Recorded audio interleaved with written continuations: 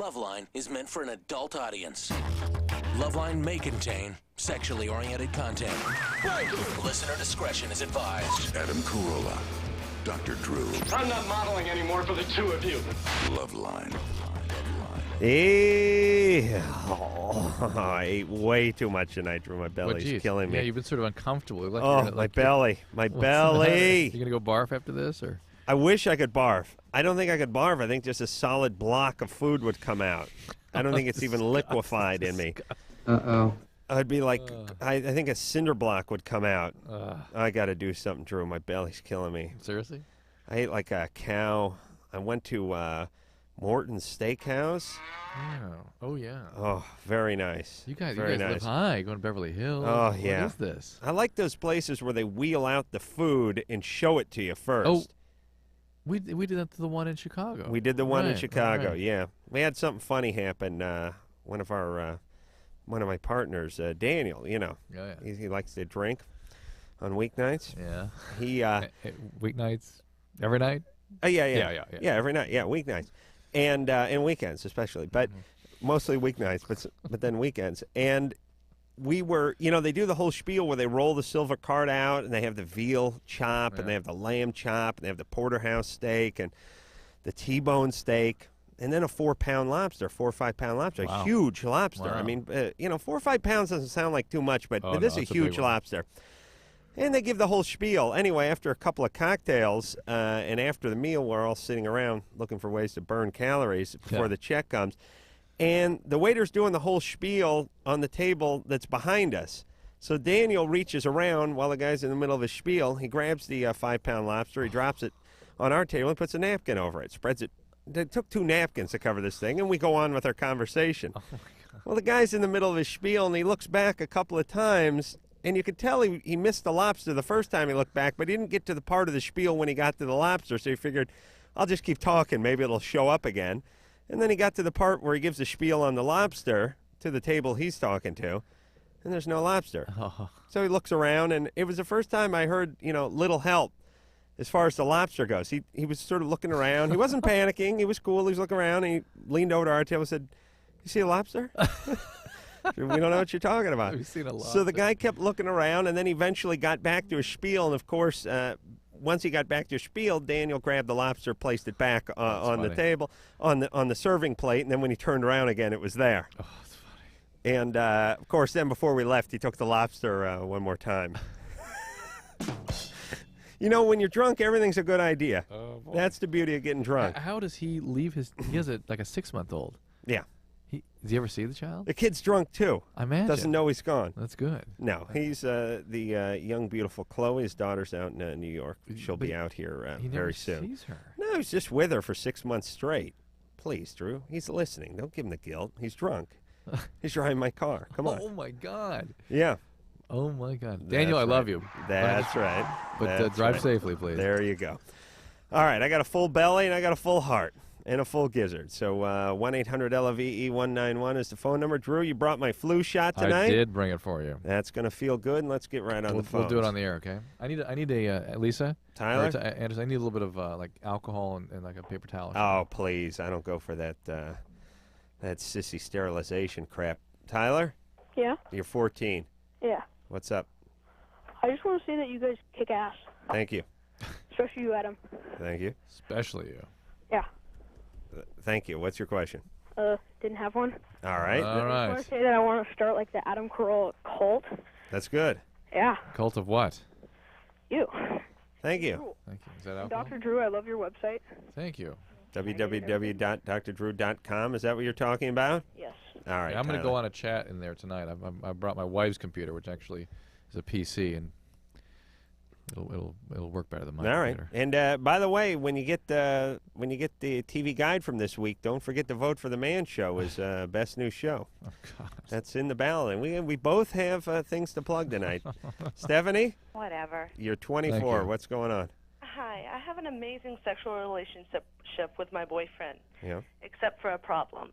Yeah. I can't seem to climax unless I rub my clitoris with my hand. My question is, how can I get out of this habit? Is it a habit, or is it just something you need to do to? Total habit, because I can't climax without doing it. But No, that didn't clarify my question. Yeah. Is it a habit? I mean, it's something you can't control yourself from doing, you compulsively do, or is it something you need to do in order to have a climax? Something I need to do. Why is that a problem? I would like to enjoy different positions with him and climax while doing that. Uh-huh. May not be possible. Can you have... But his penis is in you when you have the orgasm? Yes. Yeah, It's ahead of the curve. Way ahead of the curve, especially my curve. I had one girlfriend who could do it. She'd reach down and actually stimulate her clitoris with her hoof. With her what? Hoof. It was a little bit different. Oh, I Shouldn't do have it a with my hand. hand. It's just annoying to me. Oh. I see. And what about oral sex? That's fine. Now, is it annoying to you? No, wait a minute. Can you I don't know. A vaguer response. Jesus Yeah. Christ, you're the world's dumbest callers. All right, so you can't have it during oral sex. You can only have it when you manually stimulate yourself, but you can do it while you're having intercourse. You just have to stimulate yourself. While I'm having intercourse. During the process I of don't know. intercourse. Okay. Wait. The deal, though, is it that you're frustrated that your husband, boyfriend cannot sort of do what you need him to do? No, it's frustrating, I think, for myself that I can't orgasm without doing that. Well, But he's the one that's having trouble sort of helping you achieve that, right? I think he does everything possible. Oh, boy. right. Okay, but you never had one through oral sex, huh? No. I could give you one through oral sex. I really could. Does he do a good job orally? Yes. He does. And why don't you think you could have one during oral sex? I don't know. Did you? That's what my problem is. I don't know why. I mean, even when he rubs, my clitoris while having sex, Yeah. It doesn't I work. still can't have it. I still can't have one. It has to be me rubbing. Settle, goofball. Listen, do you think you excessively masturbate, or have you excessively masturbated No. in your life? No. But you do masturbate that way. Yes. When I do, I don't do it very frequently. You don't. No. And you never did. No. Maybe once every 2 months. Oh, God, I would explode. Actually, I don't know if I'd explode because I'd kill myself. I would theorize. That you might explode. Yeah, scholars theorize that I would explode. Right. But it's a moot point because I would kill myself on week 2.5. There you go. All right. Well, that's the way you're cut out. And listen, gals, I don't care what Vogue or Cosmo says. You're all laid out just a little bit differently. Yes. Let me tell you something about the vagina. They're like snowflakes. Each one is different. That's right. All They're all individuals. snowflakes. That's but right. Each unique. Penis, like the Tootsie Roll. You couldn't tell the difference from the first one to the 5 millionth one. You could grab a Tootsie Roll in Singapore. You grab one in Australia. You wouldn't know. Exactly Still the Tootsie same. Roll. That's right. A little smaller in Singapore. Laura, Yeah? you're 13. Yeah. What's up? I don't know. It's just like this stuff. Every time, like, I'll just be like walking around someday and I'll just feel it. And it's like mucusy. Oh, boy. It's like. You're talking about a vaginal discharge, right? Yeah. Are you sexually active? No. How long ago did you start having your period? I haven't had it yet. You're going to start having it. That's I what am? that's what's happening here. Yeah. Oh, because I was like, I didn't know what it was, Yeah. Relax. Don't worry about it. And you'll have that. That will be you. But that's a sign that you're sort of at the point where you're going to be having periods. And listen to her voice. Is that what that means? Yeah. She sounds like she's 7. Think of as compared to some of the other 13, 14-year-olds we talked to. Yeah. Sound like they're, nurses in Vietnam and they're chain smokers. They're in their late 50s now. Ben? Yeah. You're 22? Yes. What's up? First of all, I'd like to say that I listen to WHFS and they've been playing you guys on the radio for years. Yeah. And anyway, I want to give props to WHFS. We don't talk too much about our affiliates, mainly because we're not sure which ones we're on. right. But there are about 5 we know for sure. And WHFS is definitely one of them. That's cool. They saw fit to put us on early, very, very, very early, and God bless them. Always been one of our strongest supporters. All right, cool. Anyway, I have epilepsy. I have grand mal seizures, and I started having seizures in my senior year of high school, for I don't know what reason. Anyway. Were you doing drugs at the time? No. At that time, I had never done any drugs. Okay. And car accidents, head injuries, anything like that? Nope. And they have never figured out what the seizure was due to? Never. All right. Always bugged me. Well, but I can understand. I can't dwell on that. All right. But anyway, the only thing that keeps me seizure-free is marijuana. I've tried every anti-seizure drug. Smoking marijuana or Marinol? Marijuana. Smoking marijuana. Right. Okay. You know, I've been on every single anti-seizure medicine, and before I started smoking marijuana, I would average about 1 seizure a week, and how would they occur? What were the manifestations? Just sometimes lack of sleep would bring it on. Tell me how you experienced them, how you knew you were having a seizure. Oh, well, after I wake up. So you'd be on the floor shaking. Right, I would get totally unconscious. All right. So I was averaging about 1 a week, and I've had even up to 3 in one day. Mm-hmm. And the day after my last seizure, I started smoking marijuana just a little bit every night before I go to bed. And it's been over a year now. And mainly I wanted to get your guys' opinions and whether you support legalizing it for medical uses. Do you want to talk first? Well, There's a couple of things here. Okay, since when does making something illegal get people not to do it? Is one of my main points. Right. So you and I are in favor of legalization. Yeah. Well, listen, whether it's gambling on football games, every goddamn office in the country has a football pool running every Sunday. That's right. Or marijuana, which has been going on longer in time. So no, I don't. Do I think it's good for you? Like, hey, it's some kind of miracle drug? No. But, in moderate. And also, certain things work for certain people. And if you had seizures and you smoke pot and you don't have seizures, whether it's the placebo effect or whether it's Marinol or whether it's the lead paint that's on the outside of the bong that you're sucking on, whatever it is, if it works for you, who am I and who is the government, by the way, to argue with this? Right. And one of the things, I got a friend who wants a pot plant, but it's like he doesn't want his house seized. Right. And I think to myself, wait a minute, where are we living? We in Cuba? We in Russia? You pay a ton in taxes, you work hard, you want a goddamn pot plant in your backyard, you should be able to have one. Not worried the government's going to come take your house, No, and ridiculous. Unfortunately, marijuana's got some very, very serious problems associated with it. But no, we can't enter into a rational discussion about it because people immediately want to compare it against alcohol and tobacco, which are evil, which are bad. And why do we have to compare one bad against the other? But I think until it's legalized, we won't be able to have rational discussions about it. And I actually have difficulty believing Ben, because I have dealt with a lot of cases of medical marijuana, and I have yet to see one in which marijuana addiction didn't figure into the use of the marijuana. Well, so what? He thinks it works. Yeah, God bless if him. it's for real, then what the hell? He does. must continue this. I mean, it's important. Even though the potential risks are there, many medications have risks associated with them. Yes, there's plenty of bad things out there. I don't believe that story because I've done enough, treated enough cases of medical marijuana. That's why I'd like to interview him a little more. Wish I was high. Jeff? Yo. You're 30. Yeah, what's up, Adam? I ate tonight like I'd smoked a bale of pot. Well, I've been there, done that. So it's a good steak place, huh? Oh, yeah, it's good. I'll have to check that out. Thank God I wasn't paying. Oh, yeah, that's a little far for me to go for the night, but a couple things real quick on the marijuana thing.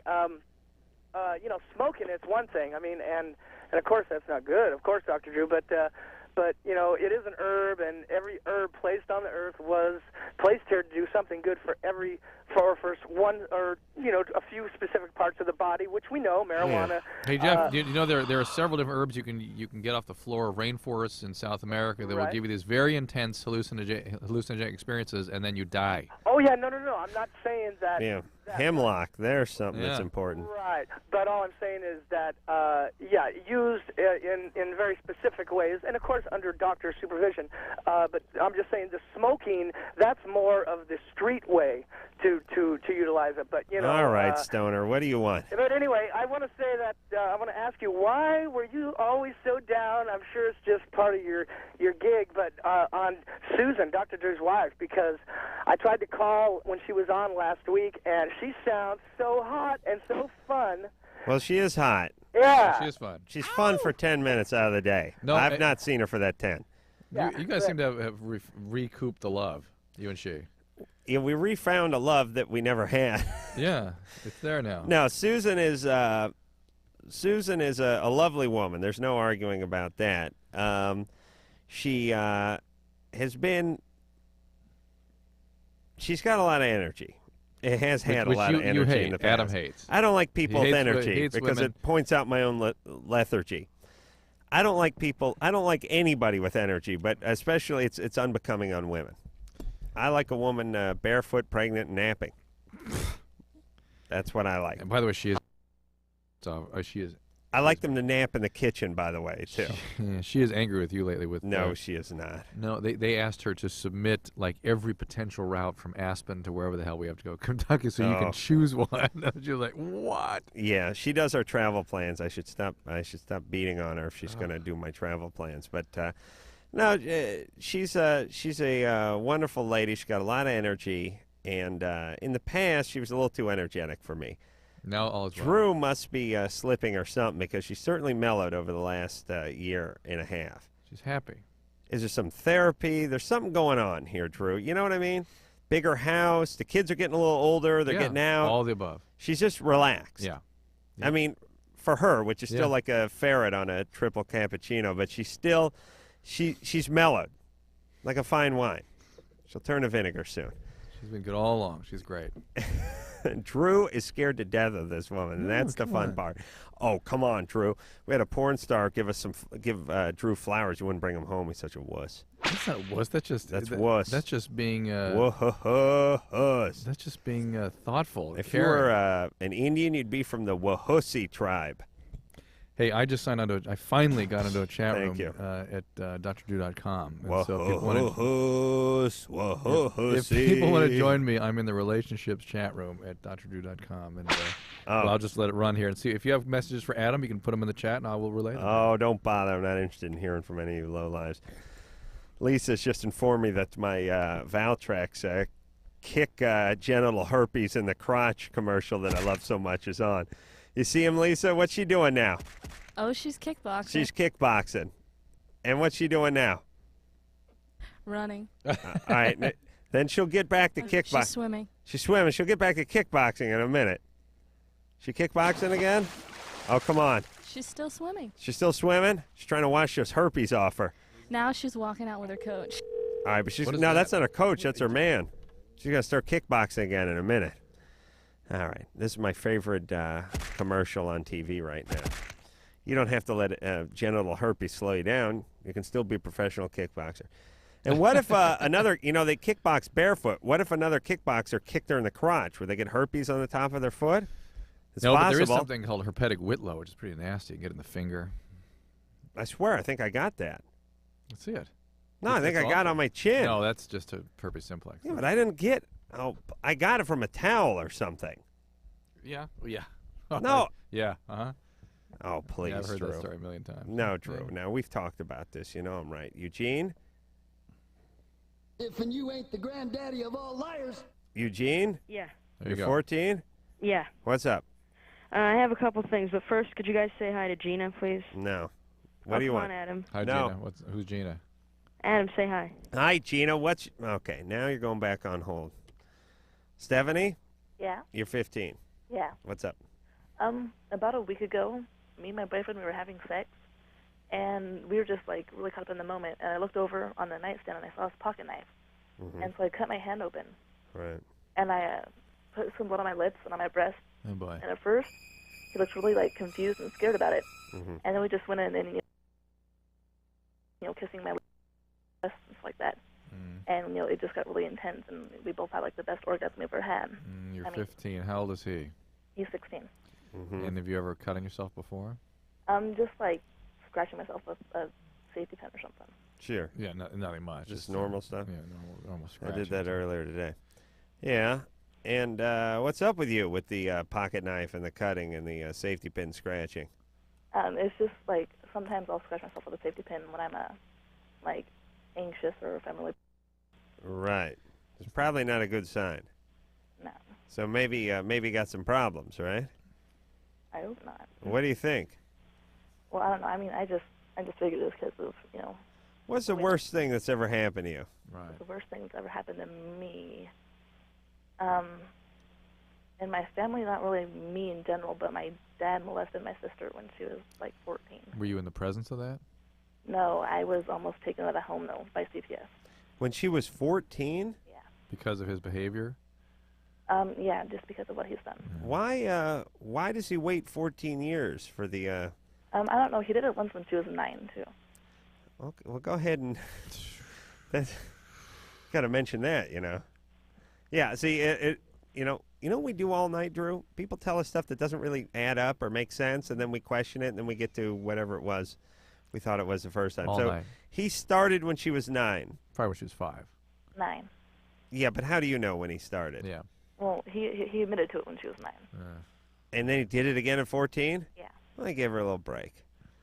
Oh, boy. And this is your dad, too, right? Yes. And he never did anything to you? No, he didn't.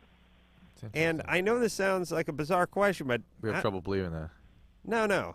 I mean, I sort of do, but how does that make you feel? I mean, in a way, did it feel like he didn't like you, like he liked your sister? Oh, my God. No, actually... It's not that bizarre question. It's interesting. I never thought about that. It just, I mean, I'm always nervous about, being around him alone. Yeah. He did something. He must have physically abused How old is your sister now? She's 19. Did he physically abuse you? No, I mean, a few times verbally. Like, I don't know, whenever he gets really mad at me. All right. Hey, Stephanie. Yeah?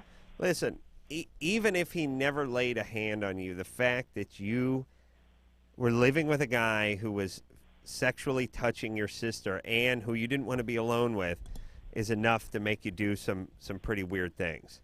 And enough to warrant some therapy, all right? Yeah. Okay. And please don't cut on yourself. And don't get pregnant.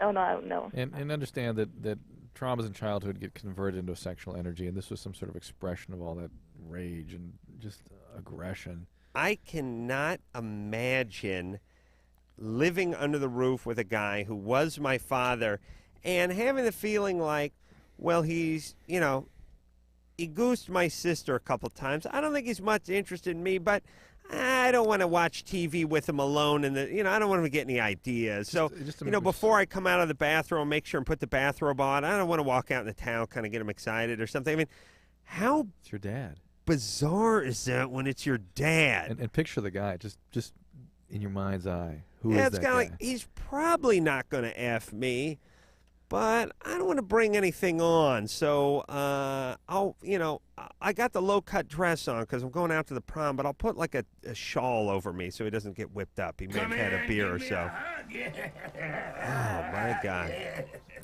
Guys like that just need to be killed. That's it. Yeah, That's it. Kill them. All right. We're going to take a little break. When we come back, we'll speak to... let's do...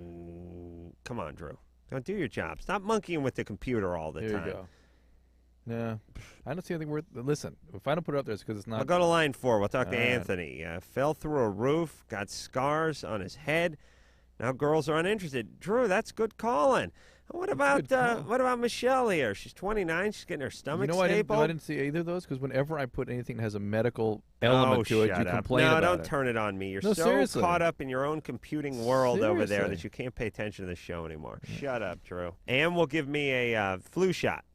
Oh, no, I'm not going to do it now. All right. Yo, LoveLine will be right back, homie.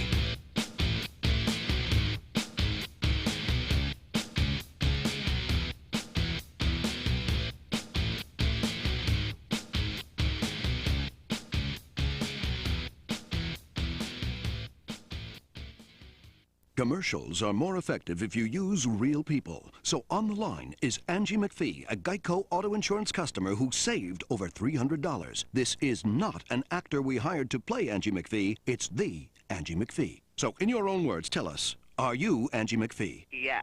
There. Unmistakable proof that Geico customers are real and save money. In 15 minutes, you could save 15%. Call 1-800-947-AUTO. 1-800-947-AUTO. Geico Direct, the sensible alternative. Did you pack underwear? Check. What about socks? Check. Vibrator? Check.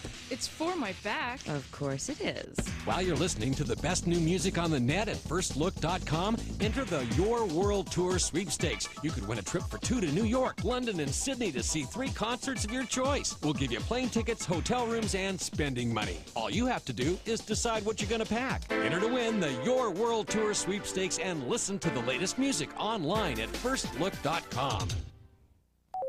Hi, I'm Serenity, and these are my friends, Missy and Stephanie. You know, a lot of things happen to us every day that we have no control over. But HIV and other sexually transmitted diseases aren't things that just happen to you. You do have a choice. You can choose to use a condom, have safe sex, and take control of your life. Asking for a condom isn't stupid. It's smart. It shows that you care about yourself and your partner. You can do something about sexually transmitted diseases. Use a condom. Every partner. Every time. We do. A message brought to you by Wicked Pictures and AIDS Project Los Angeles.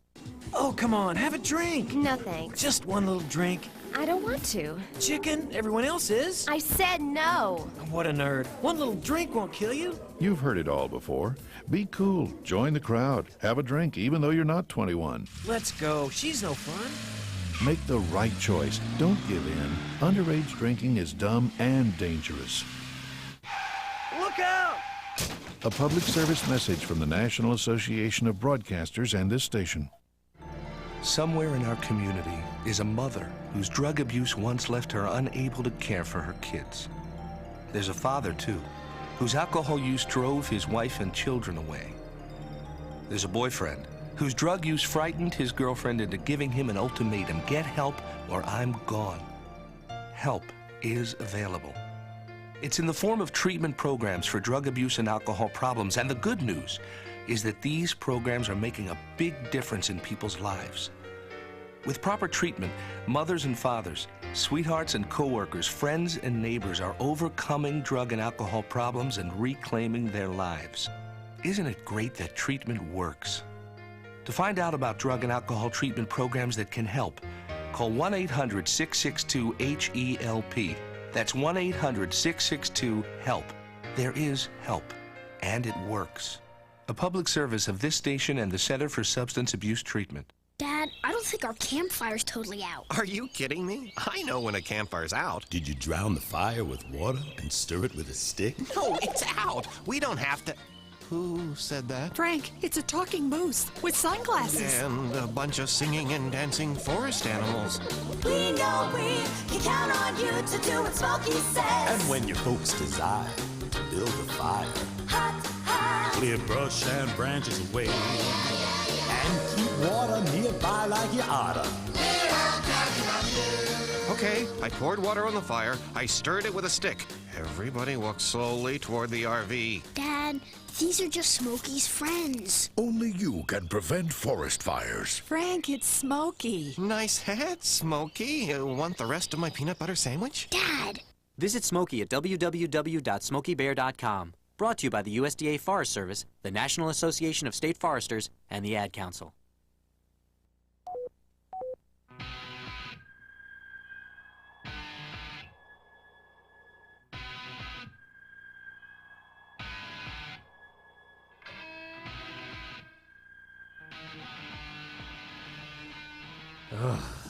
All right. My bowels are obstructing just a little bit. Yeah. In fact, there was an interesting sort of odor. I ate the Texas Longhorn mascot tonight. And, nose ring and everything, man. I ate a ton tonight. My belly's going to explode. But let me ask you this, Drew. Yeah. How come my belly was going to explode, 5 minutes ago. 20 minutes ago, and now it's starting to settle a little bit, yet nothing has come out of me except for the hot air that's been coming out of my mouth. Is it working its way somewhere? Yeah, the stomach actually crunches stuff up. I mean, it really... Like a compactor? It works it, yeah. So it's like smaller than it was? It's just worked in a way the stomach can deal with it better. And some of it's probably sort of poured out of the stomach, too. Where's it going? Duodenum, small bowel. Duodenum? Duodenum. Do you want your flu shot? Is that some magical brown village in the sky, the Duodenumville? Drew brought my flu shot. How am I going to get through that shirt? No, should I take it off? Or? Yeah, I guess so. All right. No! God, no! Drew brought my flu shot in, and let me before you get happy with that needle, let me just say, let me put what I said about your wife in proper context. Now that you know she's listening? Yeah. Well, now that you have a syringe. And you know she's listening. She called us during the break. She's a wonderful... Well, first off, she's a humanitarian. No, she's a wonderful woman. And in the compliment, I was paying her a compliment is what I was doing. She has 3 kids. I know she's much better now. Doesn't sound like a compliment always. Hey, Drew. Yeah. All right, back. What do you mean relax? All right, well, come on. But don't show off or anything. Just give me like the regular, like I'm one of your old patients, would you? And should you use your teeth that way? Ow. Ouch. That was it? Oh, that was good. Now what? I can sleep outside tonight? I'm going to be sure not to stick myself with this needle. God knows what the hell I get from it. That's right. At least hepatitis. Anthony? Yes. Really, is it proper etiquette to yank the cap of the syringe off with your mouth, Drew? That is. Don't you see that in ERs? We do all the time. Anthony? Yes. You're 20. What's going on? I am 20. Yeah, I have more of a question for both of you. I am a very long-time listener. Thank you for specifying. I always wanted to call. Never could because the line's always busy. Is it hurting, this food? The shot? No, feels good. Rub it if it hurts. Just Really? No, I'm just talking to Adam. Oh, yeah. Go ahead. I see. And it doesn't, for me, like before my injury, because I did get injured pretty bad. I was in a coma for 2 months, I believe. I was pretty bad. You fell through a roof? I fell off a roof. Off a roof? Well, I fell through a roof, basically. I guess I wasn't watching where I was. Oh, it's time for a little LoveLine recreation. You fell through a roof? I fell off a roof. You fell off a roof? Well, I fell through, actually. Oh, I see. Anything but answer the damn question on this show. Affirmative. Anything but affirmative. Oh, my God. I'll tell you guys, if you guys worked in like an air traffic controller's tower or something, it'd be just complete and utter chaos. Planes would be taking off on top of each other. I mean, okay, the guy was in a coma. I'll give him a break. I guess that's why they called it a brain injury. Okay, well, at least you have an excuse. So you fell through a roof. I fell through a roof. And what happened? What do you mean you fell through a roof? What do you mean by that? Well, I mean, were you on a house roof, a warehouse? I was roofing. That's what I was doing at the time. I was working with the company that my mom works for. I see. Who she still works for. Hold on a second. Oh, boy. Second generation roofer. That means there's already some brain damage in the family before the accident. Thank you for pointing that out. I needed that information. That's good. And you fell, and how far did you fall, Anthony? I think it was 33 or 32 feet. Oh, boy. It's like 3 floors, right? 4 floors. Well, 10 feet of floor. And you hit your head. Oh, pretty bad. And you went into a coma, and you also got some scars and stuff? Big time. Scarring in the brain, you mean? On my head, I do. Yeah, right. my head was completely swollen. All right, what's the question for us tonight? It seems like I go out there to talk to women, and I seem like I have a big-time attitude, kind of. I've fully fallen off like the ugly boat, I guess you can say. I don't understand what's going on with me. You know, it's pretty bad when I look at myself. You know, I see all these scars. I got scars on my chest from them sticking tubes in me. Right. But they don't. Oh, hold on a second, Anthony. The women don't see that when you're wearing a shirt and you're at a bar. No. I'm talking about the old. I got one across my head. All right. Forehead. And you know, I usually talk about it. You know, just kind of so they can feel the sympathy for me and kind of say, ooh, you know. Yeah. I feel sorry for this guy. What's your question, though? My question is, why haven't any woman necessarily felt attracted? Enough sympathy to be attracted. Well, listen. First off, I wasn't getting anything at 20, and I did fall off a roof, but all that just hurt my ass and wrist. But the point is you're not necessarily going to get chicks at 20 anyway, right. Or maybe you will. But if you're sort of showing up at bars and trying to talk chicks into liking you, it ain't going to work. Listen, guys. I'm going to say this for the last time, except for I'll repeat myself tomorrow on the next night or whenever we're on next. You do your own thing and let women find you. Look at any guy who does well with women, doctor, lawyer, whatever, actor, whoever it is, whatever the guy does. It's a guy who struck off on his own. He's doing his own thing, and women magically find him. Yeah. They don't go to where the women are and try to convince them into liking them or as to why they're qualified. Right. That's right. Women smell that rap a mile away. Go do your thing. Do your thing, and whatever it is, because they don't really care what you do, just as long as you're passionate about it and more interested in it than you are in them. And then once they realize you ain't too interested in them and you're more interested in your ass, then they come a-running. That's right. Good one. Huh? Okay. Tyler? Hey, how's it going, Adam? Good, you're 15. Remember Monday? Oh, yeah, hey, you called in and farted for us. Yeah. You can do the, you got the blowhole. Yeah. Takes it in, pushes it out. Yeah, you know what? I've got this respect for you two guys. You guys have to deal with all these ego tards all the time. Right. All right, well. Thank you for working that in. You want me to give you this right now? You got. Yeah, here we go. Yeah, Tyler can fart on demand. Here we go. Here, I'll give you the in, too. Yeah.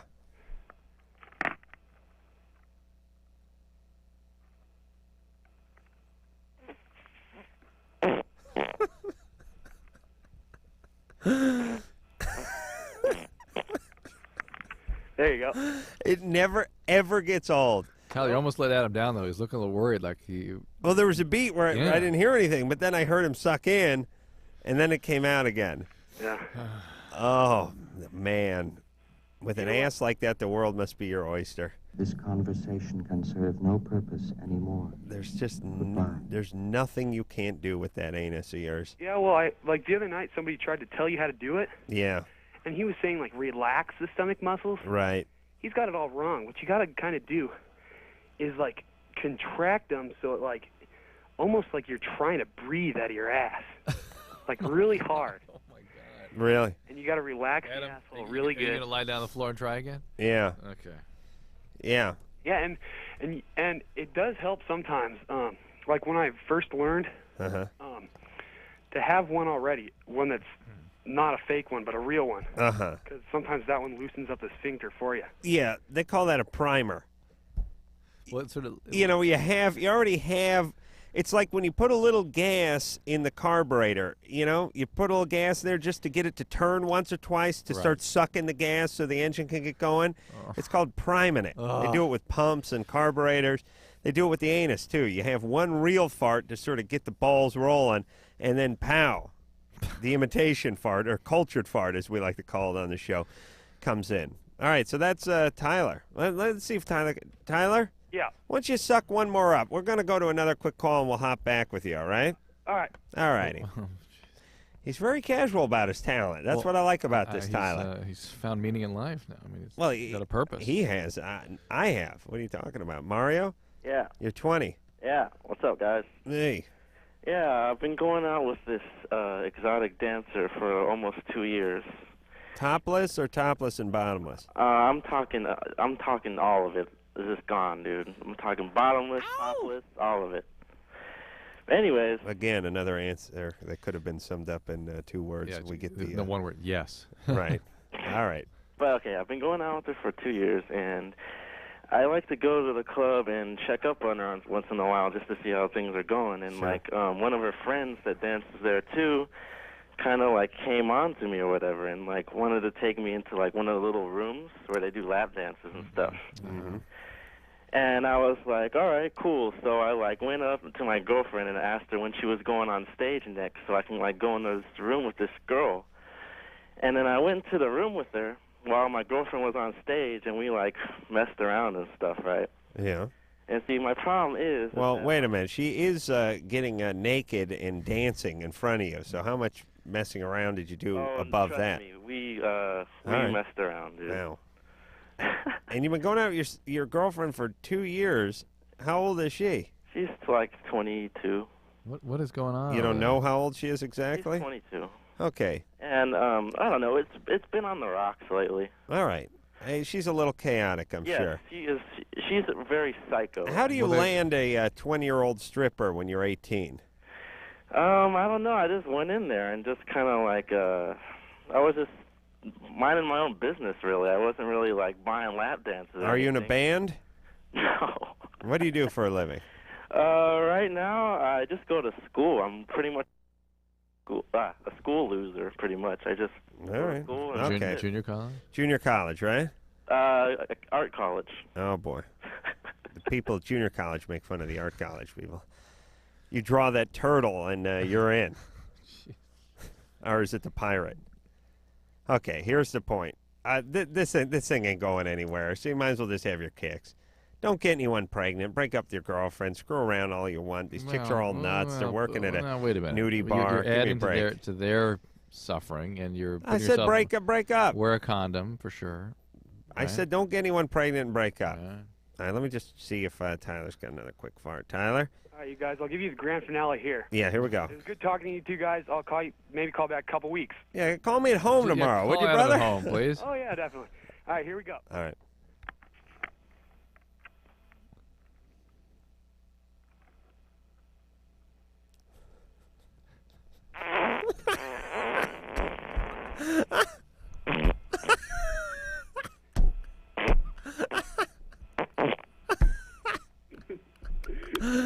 Oh, yes. There you go. Thank you, Tyler. It just never, ever gets old. It just doesn't get old. It doesn't ever get old. Especially that one. And especially, I was explaining at the top of the show that the vagina is like a snowflake. None of them exactly alike. That's what I love about the fart.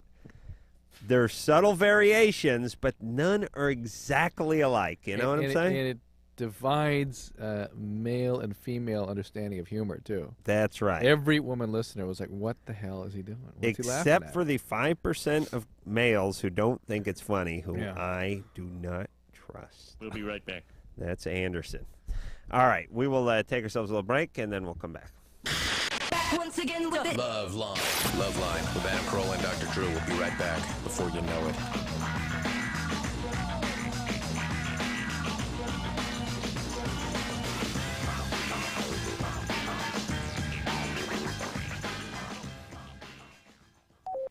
How was school today, Rebecca? We learned what the Earth was like a long time ago, way back in the 1990s. Oh. Grandpa, did you ever taste water? Oh, my, no. By the time I was a boy, water, if you could find it, was pretty much unfit to drink.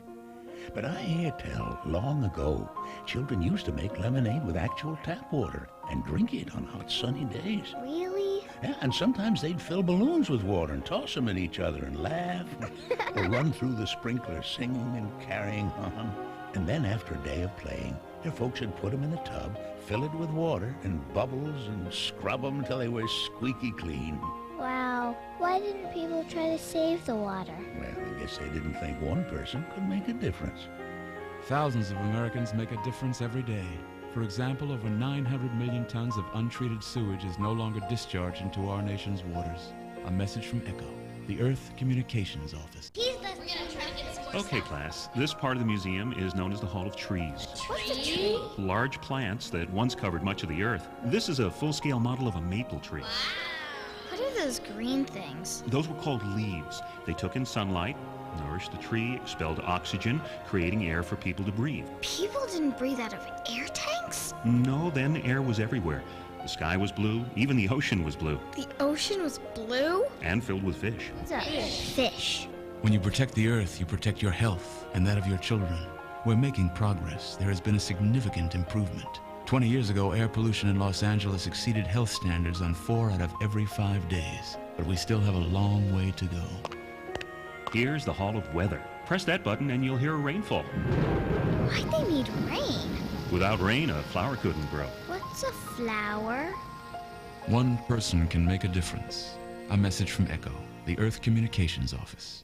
Personally, I'm so sick of hearing about the environment. I know. What's everyone so worried about? 51 million Americans live in areas where the air is officially classified as unhealthy to breathe. It's a big world, and it's been here a long time. Yeah, we're talking years and years and years. The Center for Disease Control says that 94,000 people get sick every year from contaminated water. 900 of those people die. It's all in their heads. It's media hype. The average American dumps at least 20 pounds of household toxins down the drain every year, most of which ends up in the drinking water supply. Personally, I drink tap water. I mean, it's not like we're in Bangladesh. Personally, I feel fine. I mean, I ask you, seriously, who's really getting hurt here? 5.8 million children died last year as a result of unsafe drinking water. Not me or my kids, right, Billy?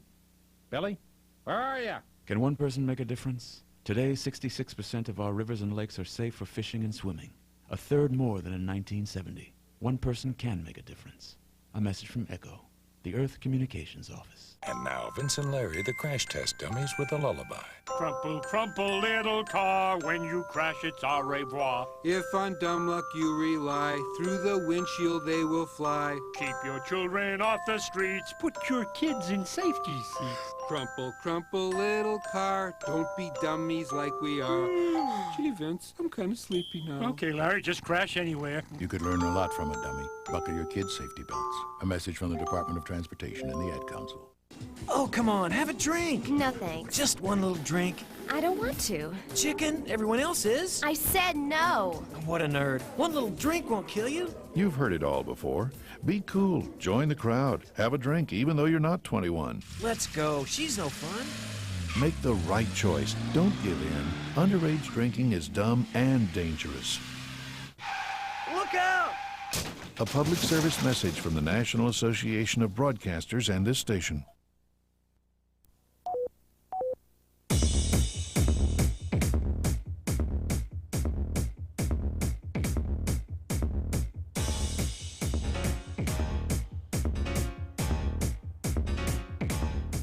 Oh, it is LoveLine. I got a full-ass belly, but it's starting to slide out slowly. We're going to... What does that mean? It's moving like a glacier. And final destination, Santa Monica Bay. Uh-oh. Phone number, 1-800-LOVE-191. I'm Adam Carolla. Hey, next week, LoveLine Kitties, we got Jeremy McGrath coming in here, and Incubus, and Elton John. You know who I met? Right. Who I met today? I was a set of Sabrina with meeting with our friend Caroline Ray. Why? Oh, talking about daytime TV and things like that. And you and Caroline Ray? Yeah. Mm-hmm. And met Bobcat's brother. Bobcat Goldthwait's brother is like an assistant director for Sabrina the Teenage Witch. Is he older than Bobcat or younger? He looks like Bobcat, looks younger, but no telling with Bobcat. Yeah. Wow. Isn't that wild? Looks like Bobcat, like a healthy Bobcat. All right. Good. He'll be glad to hear that. He does listen to the show a lot, Drew. Come on, please. Bobcat. Stephanie? Yes. You're 17? Yes. You're going out with ex's best friend. Yeah. And not telling anyone. Nope. Who broke up with who? I broke up with him. All right. So you can't say anything. Well, How long's it been? since we broke up, 3 weeks. 3 weeks. Okay. So you give it a couple more months. Of dating him? Well, no. I mean, Before you go public about it? you don't tell anybody. Yeah, yeah. I know, but just in case he does find out, you know, it's kind of... He's bound to find out. He's bound to find out. Yeah. Because there's people that see me and him together Well, and yeah. that You we're got mutual friends with, and you- I don't want to come between two best friends. All right. You got to take it easy with that. I mean, take it easy on the dating. You Yeah. got to lay low a little bit. Is what I'm saying. Stay at somebody's house. Was he heartbroken when you dumped him? Pretty much, yeah. Did you dump him for this guy? No, I did not. How long were you apart before you started dating his best friend? About a week. Let's make it 3 days. Hey, Stephanie. Yeah. Okay, let me explain a couple of things. Okay. All right? Listen very carefully. Because you teenagers, you get all screwed up. You get tripped up. You don't know how to lie. Here's the way it goes. First off, whenever it is you get caught, you started dating the day before. You understand? If you get caught in a week, you start dating 6 days from now. Yeah, and then when he finds out it's been 6 months, he's going to go, it's not that you started dating right away, man. It's that you lied about it. No, don't screw with my points. He'll here, pull Drew. that. Just listen. No, only chicks pull that. Now listen to me. And go ahead and deny it and tell this guy to deny it. Okay. Because people will have some ideas, but they won't have any evidence. So they say, hey, we're friends. Sure, we hang out a little bit, but nothing's going on. Hey, you string that around for a couple of months, and eventually everyone finds out, but it's okay because it's been 3 months since you guys went out. All right? I don't know what to say. Just lay a little bit low, and when he eventually does find out, make sure he knows that you didn't leave him for this guy and that you started dating some months afterward. Monica? Yes. You're 29. Yes. Yes. What's up? Well, I was calling to talk to you guys about the past 3 nights that I've been listening to you on the air and about how sexy you are, Adam. That's right, although no one can actually quantify it or put it into words. Or qualify I could it. probably quantify it. I did actually get to see you. Well, so far the best we've done is to why I'm sexy is because I hold still and let people talk.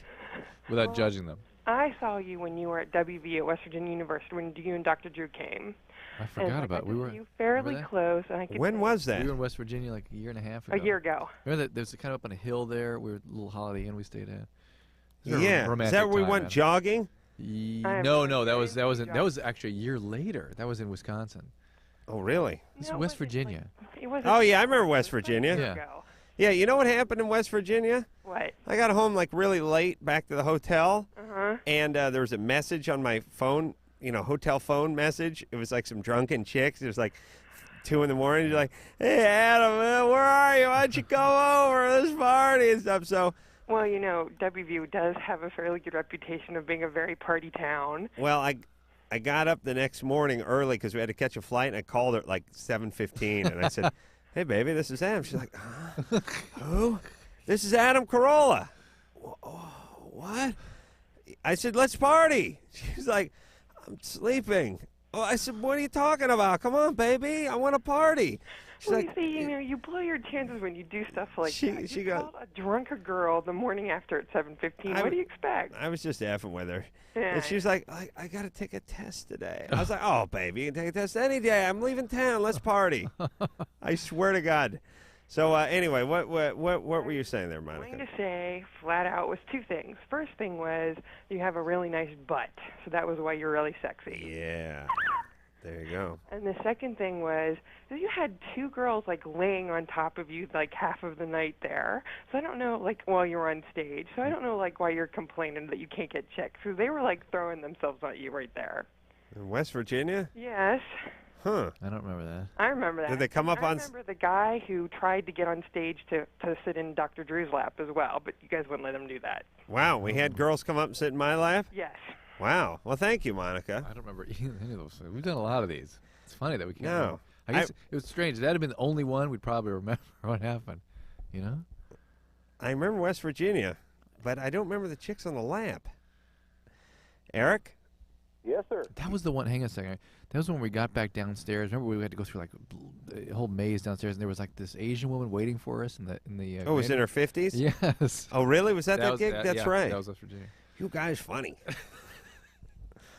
Hey, I'm the guy that sent you that note a week or so ago about the families in Minnesota that were costing us so much money. Very interesting. I still have that. I appreciate that. You still have it, or it's sitting behind me, Drew, in a pile? It could be. I thought I took a copy with me. All right, Eric. Go ahead. I read the thing, and I thought of you guys right away, and it smacks so much of what you guys talk about every night. If you read the thing about the It's a little more drugs and yeah, it's a little more maudlin because it focuses in on families with kids who are profoundly disabled and how much it costs, which it sounds like $1 million a year for some of these families. Well, and Just for everyone that was in there that's $150,000, imagine there's probably 50 of them that are costing us $30,000, and all of us are paying for that. Yeah. I mean, I don't know what we can do as a society to fix this problem, but it's... Well, Adam knows. let me tell you. Let me say this, Eric. First off, it's everyone's fault but mine. You're right. That's the first thing I want to say. And number two, the different sides are so effed up on this topic. Yeah. For instance, the Republicans are the ones, the conservative Republicans, the Rush Limbaughs of the world are the ones who say, screw these people. We shouldn't pay for them. If we pay for their welfare, we should get them drug testing, blah, blah, blah, blah, blah. Asshole. Fine. These are also the same people that have a big problem with abortion, that have a big problem with contraception being passed out or talked about at school, that have a big problem with the morning after pill, that have a big problem with RU486. They have a big problem with all forms of conception, or contraception, I should say, except for once they have the kids, they hate them. Yeah. Now, the other side wants to love and baby the kids, the left-wing Democrats. They want to pay for everybody. And they want to provide, but they want to provide the contraception too. Yeah. They're both kind of speaking out of both sides of their ass. Listen, you Republican idiots, I'm with you. You don't want to pay for these kids? Good. Let's not let them have them. But don't pick it when the school wants to hand out condoms. You idiots. All right, we'll take a little break. We'll be back. Let's have some more fun. Okay, let's do it. Call LoveLine. 1-800-LOVE-191. LoveLine will be right back. Well, here's how it's sampled.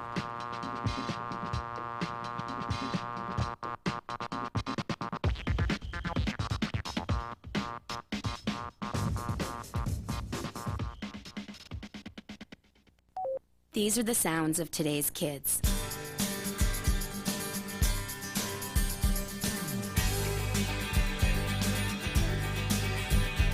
And these are the voices of today's kids. Don't underestimate me. I can work harder in school. Give me a problem that's hard to solve. Give me tougher work. Give me tougher books. When I solve a tough problem, I'm on top of the world. Surprised? Don't be. 74% of kids say school should only pass them to the next grade when they've learned what's expected of them. I'm not afraid to fail. If I make a mistake, I'll do better next time. 75% of kids say they'd study harder if their schools gave them tougher tests. The fact is, almost all kids want to be challenged in school. So listen to the voices of kids today. Challenge me. Challenge me. Challenge me. Do your part. Support higher academic achievement in your state and challenge our schools to challenge our kids. For a free booklet, call 1-800-38-BE-SMART. A message from the Ad Council and the Education Excellence Partnership. Taking all that work home? No, this is my own stuff. I've got a date with a financial planner. You're only 25. Why are you planning for retirement already? Hey, I want to be able to choose when I retire and know that I'll be financially secure when I do. I've heard lots of people call themselves financial planners, but aren't they really trying to get you to invest in their favorite fund? Like they're selling size 20 shoes so everyone gets a hello Bigfoot. Half this stuff is my bank statements, company insurance policies, tax returns. The planner's going to know a lot about me before recommending anything. The rest is background information I've collected on her and 2 other planners. If she passes tonight's round, she gets my papers. Securing your financial future is important. You have a right to expect financial advice that's competent, ethical, and based on your needs. To verify that a planner is certified, call toll-free 888-CFP-MARK. A public service of the Certified Financial Planner Board of Standards. Hey, driving fans! It may have happened to you. You may have heard the roar of the rumble strips, the blast of car and truck horns, and the heart-pounding fear of a near miss. Avoid all the dangerous crash action that comes with falling asleep at the wheel. Experience the amazing power nap. You've never seen power like this before. The Power Nap. Find out what the professional drivers have been doing for years. The Power Nap gives you the energy you need for the road ahead, and it's free. Whether you're driving to the shore with your family, to another city to meet a client, to school across the state, or anywhere there's action. The Power Nap is your ticket to revitalization. Experience the Power Nap at a rest stop near you. Just pull in, find a safe, well-lighted spot to park, turn off the key, and close your eyes. In just 20 to 30 minutes, you'll have the energy you need to drive safely for miles. So don't push it, park it, and feel the power of the Power Nap. A wake-up call to all drivers from the U.S. Department of Transportation and the American Trucking Association. It's nearly 6 a.m. and we're at a rest stop talking to travelers. Excuse me? Yes. Have you ever heard of circadian rhythms? It's like a Latin band, right? Not quite. Do you know what circadian rhythms are? It's when the stars all align and their energy creates... No. How about you, sir? Circadian rhythms.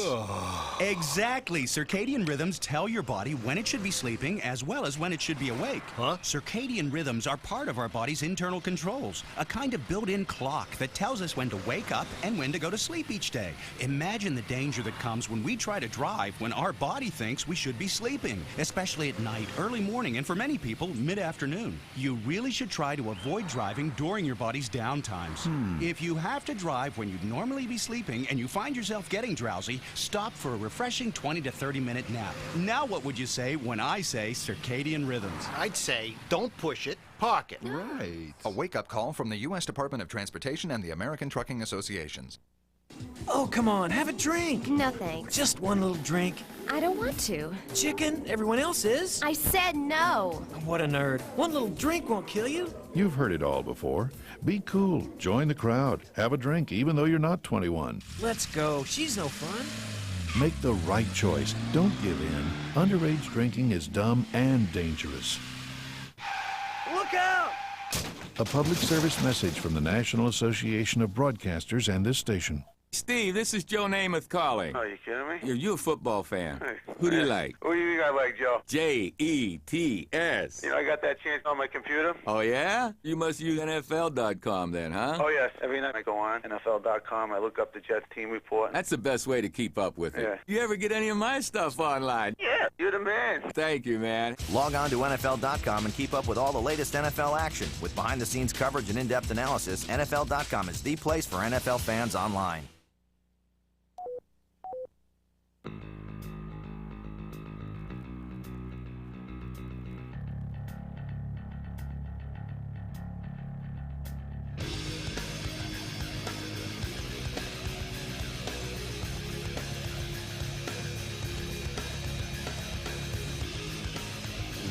It is LoveLine. We'll take a quick break. We'll be back in 10 seconds. This is LoveLine on radio station.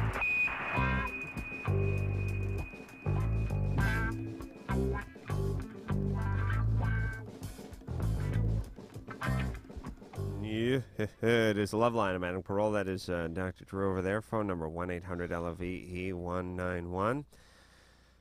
All right. I don't want to get too political here, Drew. Good. Where the hell were we? 3. But let me just say one last thing boy. about these Republicans. All right. You idiots.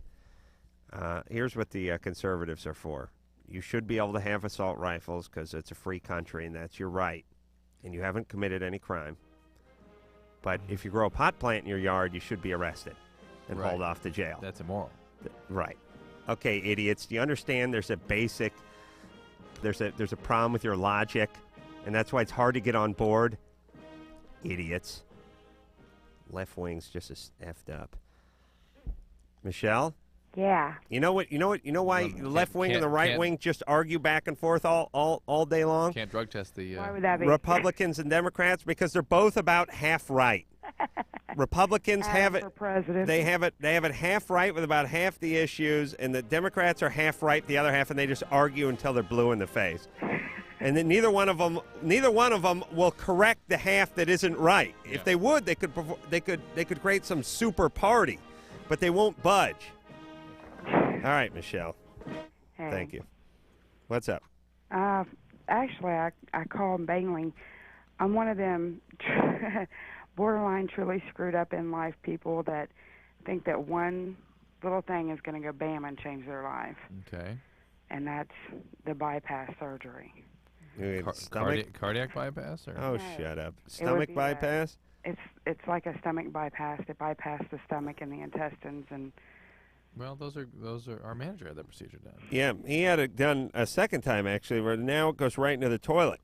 Yeah. It used to be that Just when he about. dumped a milkshake into his mouth, it would just make its way past the stomach. Now it actually falls right into my toilet. Yeah, I mean, I was just, Actually, 15% of it ends up in my toilet. what I'm more afraid of, I'm afraid of the surgery, but I'm afraid that I'm never going to be able to change anything. Well, how much do you weigh now? I weigh about 300 pounds. And you've tried exercise and diet and all that? I was one of them kids at 14 that had the food police in their house. What does that mean? Your don't family? eat this. They threw out every piece of junk food. I was only allowed strawberries and Jell-O for 3 years for breakfast. Oh, that's nice. I weighed 150 pounds and I was on prescription diet pills at 14. So you have a genetic problem. Yeah. Yeah, and listen, most people that are overweight do. Yeah. Yeah. So we should leave them alone just a little bit. Well, listen, our manager had this.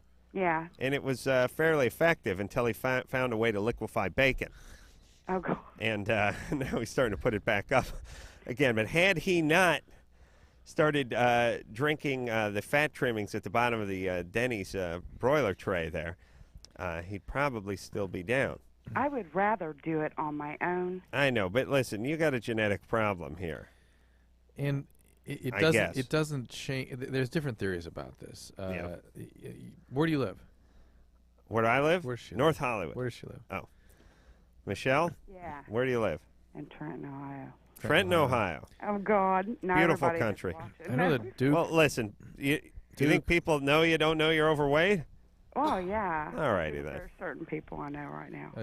Duke and UCLA, there are programs that have places you can go, programs you can go and spend some time learning about nutrition and diet and exercise. And Yeah, I mean, I've had it shoved down my throat. It's not that I don't. yeah, you haven't had it shoved down. You've had very bizarre, intrusive kinds of ideas shoved down your throat.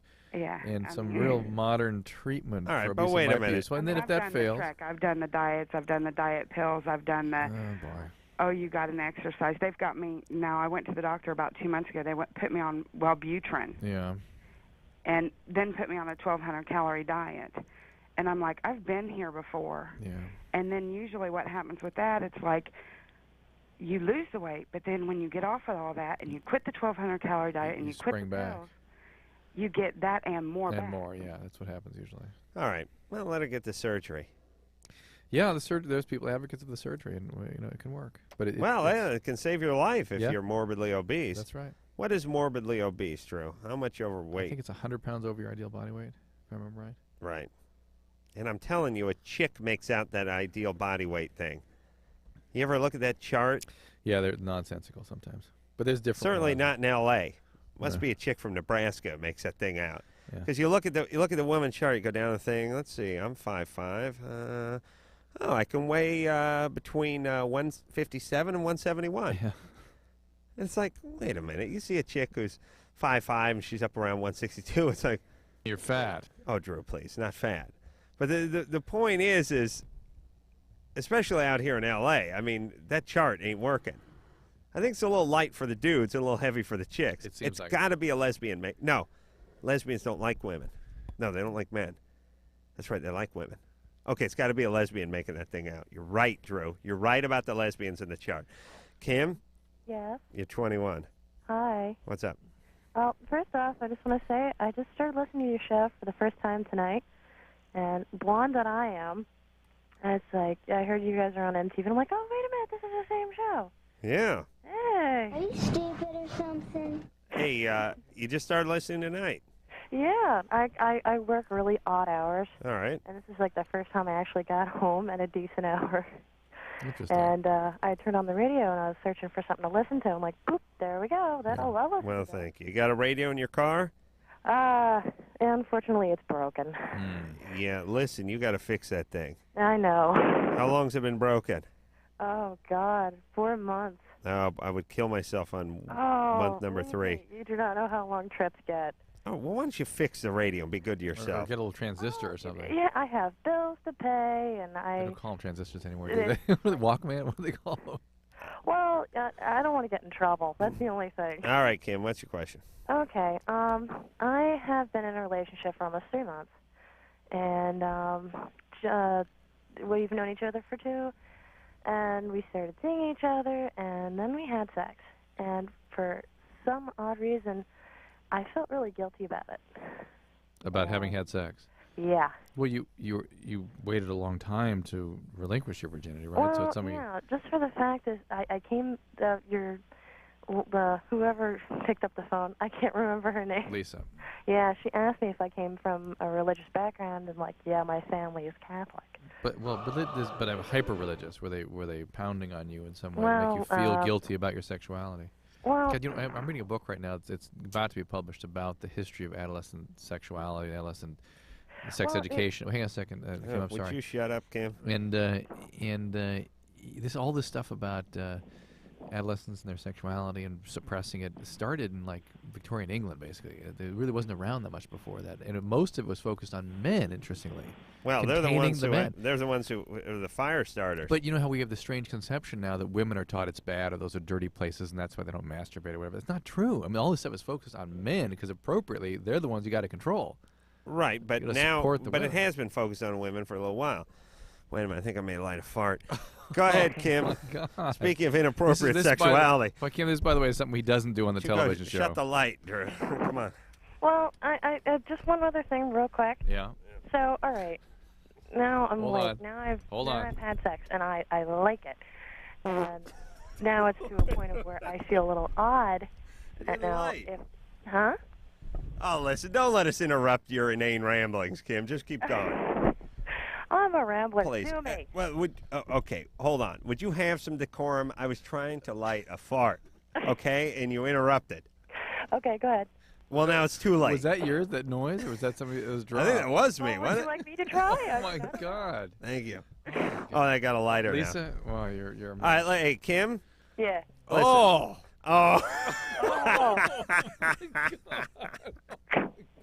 Do I want to know? You wish that baby would have lit, Drew. Oh. Thank you. That was half a heifer coming out of me. Hey, Kim, listen to me. I'm bored with this call already. Now you were virgin because your family was religious and you got a little screwy, right? Yeah. And now she feels guilty after she has finally had sex. Are you religious now? No. Did you think you were going to save your virginity until you got married? No, I kind of No. feel better. All right. Well, then you checked it off the list. Okay, fine. You've been hanging on to this for quite some time. I Yeah, mean, you hit puberty, 8 years ago, so fine. You're going to have feelings with this. They'll subside. Yeah.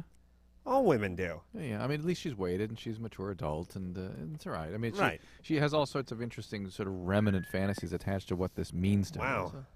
Okay. Yeah, that's just insane. What was that? Whatever. Man. It was everything. What are you doing that for? I don't know.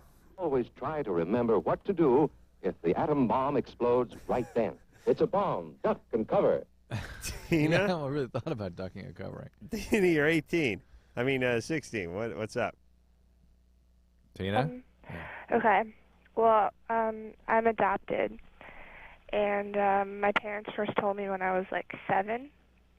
So they wanted me to sort of get accustomed to it. I don't know. And you really didn't know that before that? I don't know.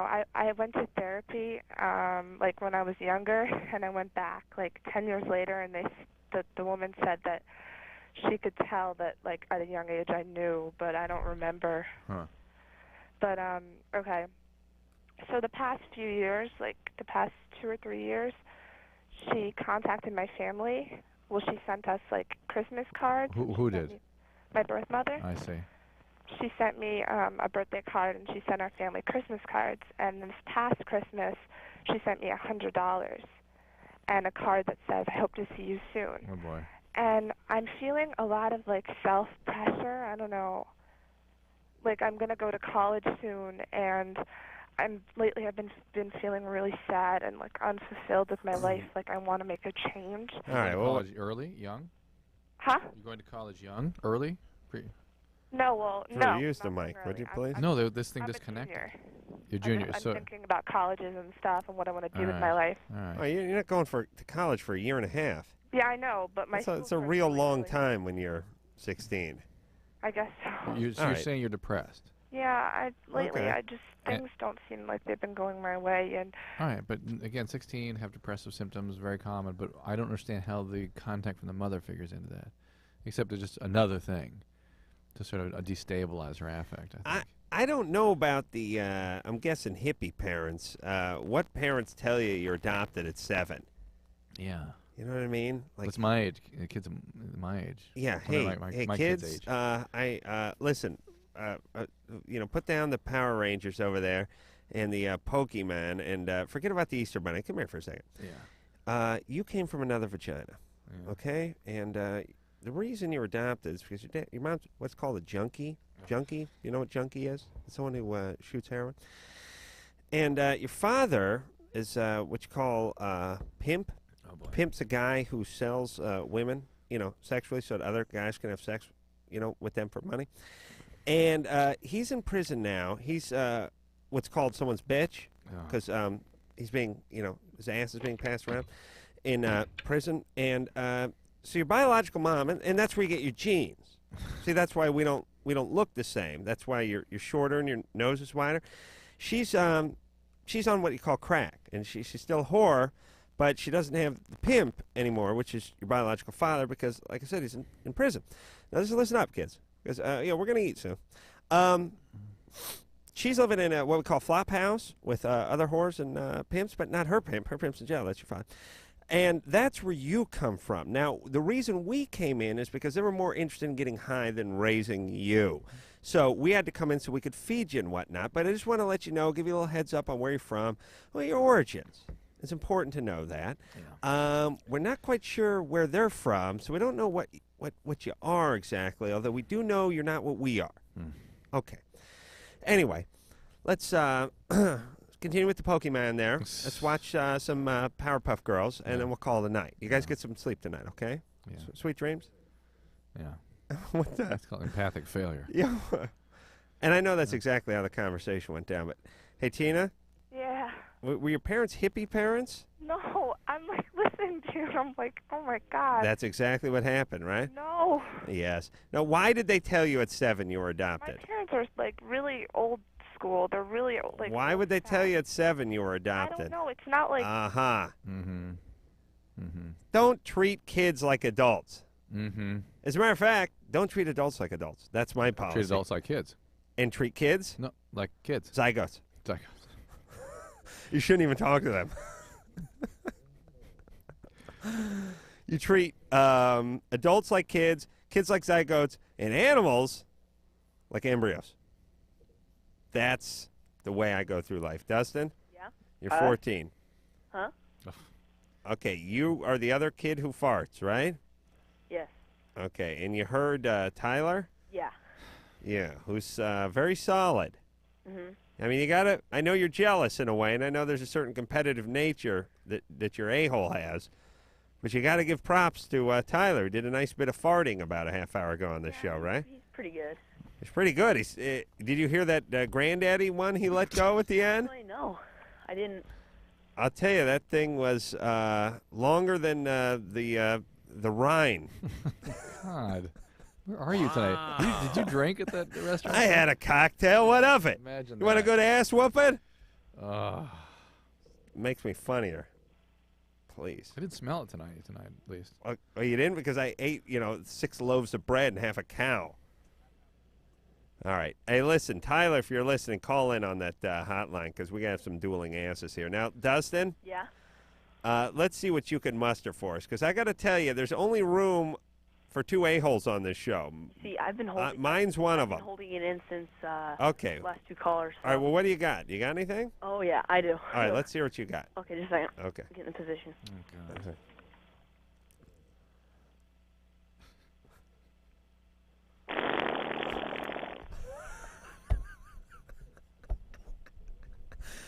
That had some flapping action to it. How do you flap? Huh? Your ass cannot flap that way, can it? It's very easy, actually, to do that. Can you soak up some more air? Oh, yeah, just give me a while. Well, how long do you need? Because Tyler only, he only needed 1 call. No, it's I'm in the position right now, so just a second. Okay. The position, by the way, according to Dustin, is on his back with his knees at his ears. No, that was the other guy. Oh. That wasn't me. Sorry, What I usually do is put my legs up to the wall and put my head on a pillow. That's right. Yeah. And I get in the fetal position and cry. I do that. Oh, that's true. That's me. That's right. That's Yeah. when I fart. That's right. Okay, so what you put your legs up against the wall? Oh, he can't hear us now. He's soaking up another. Well, let him get another one going. Can we punch Tyler up too? Oh. Yeah. That's nice. Hey, Tyler? Yeah. There's some young upstart kid who's making a run at the throne. Yeah, I'm hearing this guy. He takes too long. Yeah. What? Yeah. All right, here we go. Hold up. Hold on. I'm getting down. Dustin, work something up, would you, brother? Here we go. You have to counter. Here we go. It's a best of 3.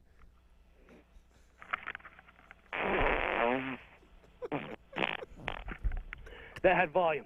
It had volume, that had sustaining power, and it had inertia, it had everything.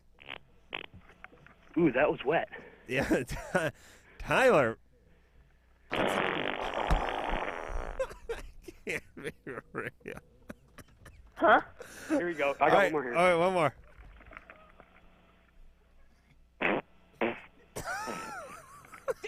Disqualified? You want to hear my second one? Yeah, second. Come on. Okay, here we go. Go ahead, Dustin. Ooh. Oh, that one hurt. Yeah, all right. Hey, Al. Oh, yeah. Ask him how come we can't hear him on the way in? Yeah, that's a good question, Dustin. What? Why can't we hear the air entering your anus? How come we can only hear it exiting? Oh, you want to hear it enter? Yeah, I'd like to hear the entrance. Okay, I'm sorry. I didn't Thank think you. would hear Hold that. on. Okay, just a second. All right. Look up here.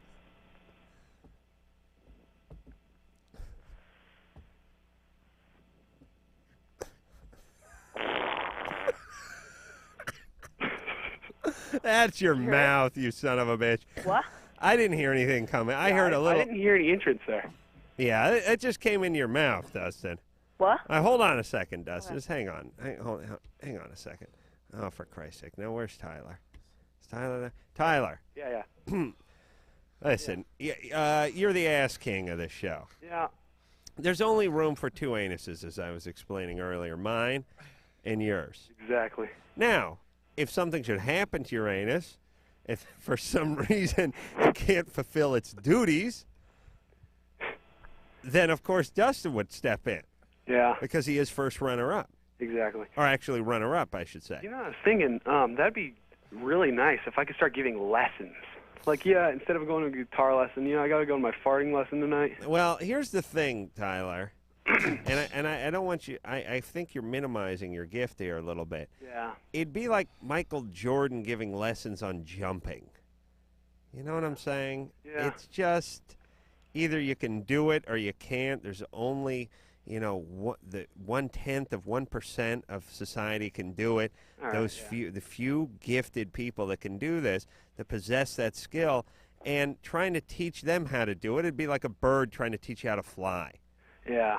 You just can't do it. So I don't think you can teach someone to do this, Tyler. I think I think that God touched you with this. Yeah. I think there's a reason you were touched by God.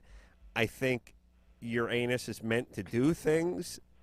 I don't know what it is yet, but I know God doesn't do this without a reason. I'm a firm believer in that. I know possibly that maybe it's teaching. Maybe it's working with kids in your anus. Yeah. Maybe it's reaching out to the elderly, using your anus. Asshole. Maybe it's traveling to other countries and teaching them about your anus. But whatever it is, it's definitely a gift, and I believe when someone gets a gift, they can't squander it. Right, Drew? Of course. I'm listening carefully. Okay. Bated breath, Adam. Tyler? Yeah. Why don't you see if we can work one more up before we go into commercial break, and then you'll be the official LoveLine a-hole. All right, here we go. All right.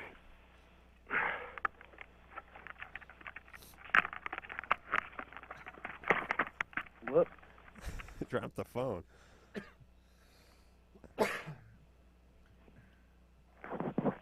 Uh-oh.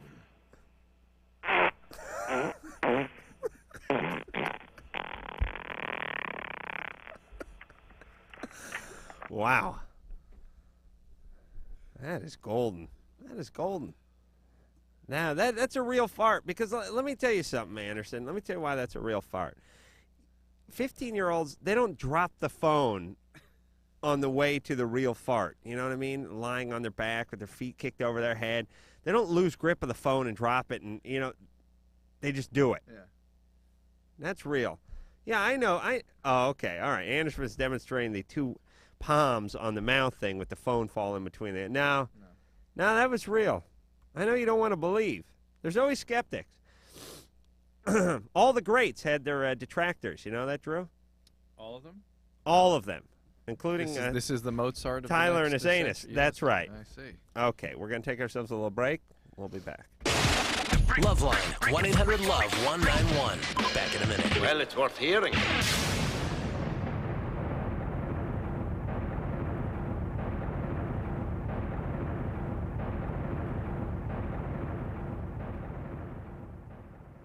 To make this commercial more believable, I'm joined today by several real, I stress real, Geico Auto Insurance customers. Warren Foster, Karen Ellis, and Robin Kaspar. I wish we had time to talk, but this is a 30-second radio commercial. So, people, if you saved money with Geico, just nod your heads. And they're nodding. You could join the millions who nod, too. In 15 minutes, you could save 15% or more. Call 1-800-947-AUTO. 1-800-947-AUTO. Geico Direct, the sensible alternative.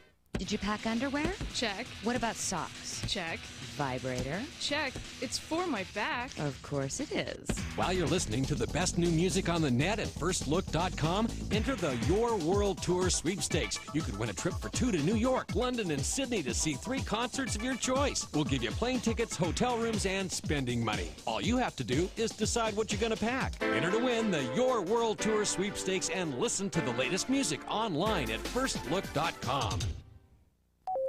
Hi, I'm Serenity, and these are my friends, Missy and Stephanie. You know, a lot of things happen to us every day that we have no control over. But HIV and other sexually transmitted diseases aren't things that just happen to you. You do have a choice. You can choose to use a condom, have safe sex, and take control of your life. Asking for a condom isn't stupid. It's smart. It shows that you care about yourself and your partner. You can do something about sexually transmitted diseases. Use a condom. Every partner. Every time. We do. A message brought to you by Wicked Pictures and AIDS Project Los Angeles. Oh, come on, have a drink. No thanks. Just one little drink. I don't want to. Chicken, everyone else is. I said no. What a nerd. One little drink won't kill you. You've heard it all before. Be cool. Join the crowd. Have a drink even though you're not 21. Let's go. She's no fun. Make the right choice. Don't give in. Underage drinking is dumb and dangerous. Look out! A public service message from the National Association of Broadcasters and this station. Somewhere in our community is a mother whose drug abuse once left her unable to care for her kids. There's a father, too, whose alcohol use drove his wife and children away. There's a boyfriend whose drug use frightened his girlfriend into giving him an ultimatum: get help or I'm gone. Help is available. It's in the form of treatment programs for drug abuse and alcohol problems, and the good news is that these programs are making a big difference in people's lives. With proper treatment, mothers and fathers, sweethearts and coworkers, friends and neighbors are overcoming drug and alcohol problems and reclaiming their lives. Isn't it great that treatment works? To find out about drug and alcohol treatment programs that can help, call 1-800-662-HELP. That's 1-800-662-HELP. There is help, and it works. A public service of this station and the Center for Substance Abuse Treatment. Dad, I don't think our campfire's totally out. Are you kidding me? I know when a campfire's out. Did you drown the fire with water and stir it with a stick? No, it's out. We don't have to. Who said that? Frank, it's a talking moose with sunglasses. And a bunch of singing and dancing forest animals. We know we can count on you to do what Smokey says. And when your folks desire to build a fire, hot, hot. Clear brush and branches away. And keep water nearby like you oughta. Okay, I poured water on the fire. I stirred it with a stick. Everybody walked slowly toward the RV. Dad, these are just Smokey's friends. Only you can prevent forest fires. Frank, it's Smokey. Nice hat, Smokey. Want the rest of my peanut butter sandwich? Dad! Visit Smokey at www.smokeybear.com. Brought to you by the USDA Forest Service, the National Association of State Foresters, and the Ad Council.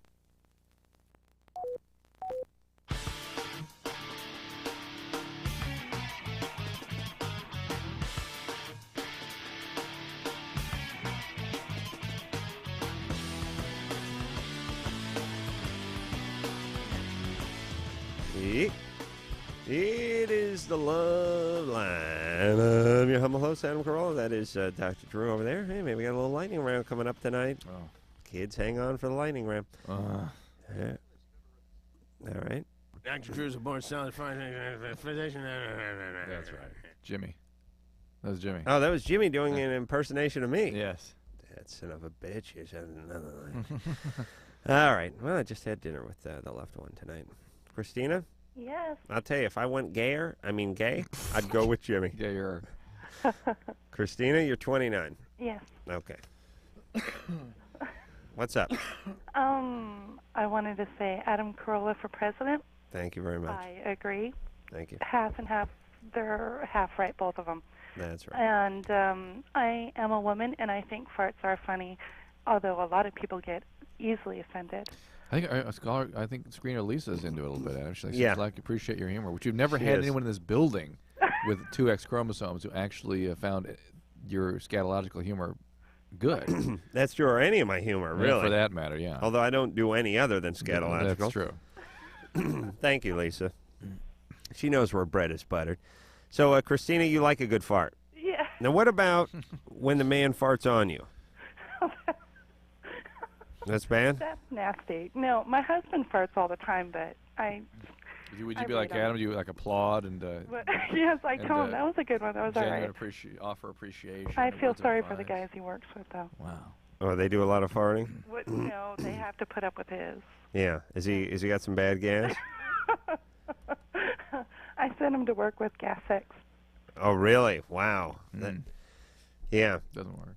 Where I work at the Man Show, guys will actually walk down the hall, come into your office and fart, and then go back. I mean, they will make the pilgrimage to fart in your office. That's funny. Oh, it is. I got to tell you the greatest fart I ever did, and then we'll go back to these phones. I know I've talked about it before, but it never gets old. I love this story. I'm listening. I had a little poker party at my house, I don't know, a year and a half ago. Jimmy was there and a few other guys, and we were cleaning up, and Jimmy was standing in front of my sink, and he was bussing some dishes. Oh, yeah, we've talked about this a long time. I made a nice coffee, made a nice pot of coffee, I had a little pie for dessert, And I think I was stoned or drunk or something. I had to be something. Yeah. Well, the street lights were on. Come on. You with Daniel and Jimmy. Oh, shocking. And I buy the Trader Joe's whole bean coffee, and I grind it up myself because I'm a little bit of a coffee snob. I love good coffee. And these things come in these canisters. They're about 4 inches around, and they're about 9 inches tall, and they hold, I don't know how much, about a quart's worth of whole coffee bean, and they have a snap lid on them. And this canister was just about spent. There was probably an inch worth of beans at the very bottom of it. I had some good gas that night and had been trading jabs with Jimmy all night, but I realized it was time to go for the knockout punch, time to bring the Widowmaker out. So while his back was turned to me and he was bussing dishes with his hands in the sink, I took this can. I felt a good one coming up. I took this onto the ass, and I was wearing just a pair of pajama bottoms, and I just pushed it right up against the ass, and so my ass, the hair on my ass forms a natural seal, and I filled that can. It just sounded like I was at the gas station. It was like shh, right up against the ass, and I held on my ass for a beat, and I said, Jimmy, there's nothing better than whole roasted coffee beans. And I whipped the can around, and I put it right up against his face, and he was like when a dog tries to lick a Abba Zaba bar through a chain link fence, like it really stuffed that, he stuffed, when people sniff coffee, by the way, they don't do it tentatively. They don't go what do you mean? They will bury their face into that coffee can to get a shot. And he just buried his face in, and the real diabolical beauty of this maneuver is you can fart all you want on someone, but you can't make them suck it in. But he just sucked the whole thing in. He was just like, and then there was a beat, and then he looked at me, and he immediately knew what went on, but there was nothing he could do. He had already inhaled it. As a matter of fact, the next fart he let smelled like that one. He'd sucked up so much of it. Oh, it was awesome. And I went.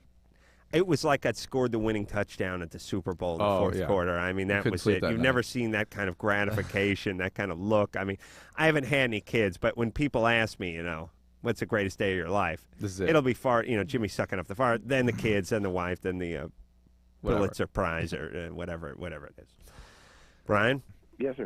You're 26? Yes. Yes. What's up? All right. Well, here's the deal. First of all, I love you guys. Listen to the show all the time, driving home from work. I watch the Man Show rocks. I see you guys on MTV. Thank you. Learn a lot of great stuff from you guys. But I got a little pissed off, to say, about the whole adoption thing. All right. Okay. I realize, you guys do a great job on the show and you help a lot of people out. Oh, that's all right. Just tell us what you know. Option comments. Well, here's the deal. My girlfriend and I, going back about 6-8 years ago, she got pregnant. Very young. We were both really young.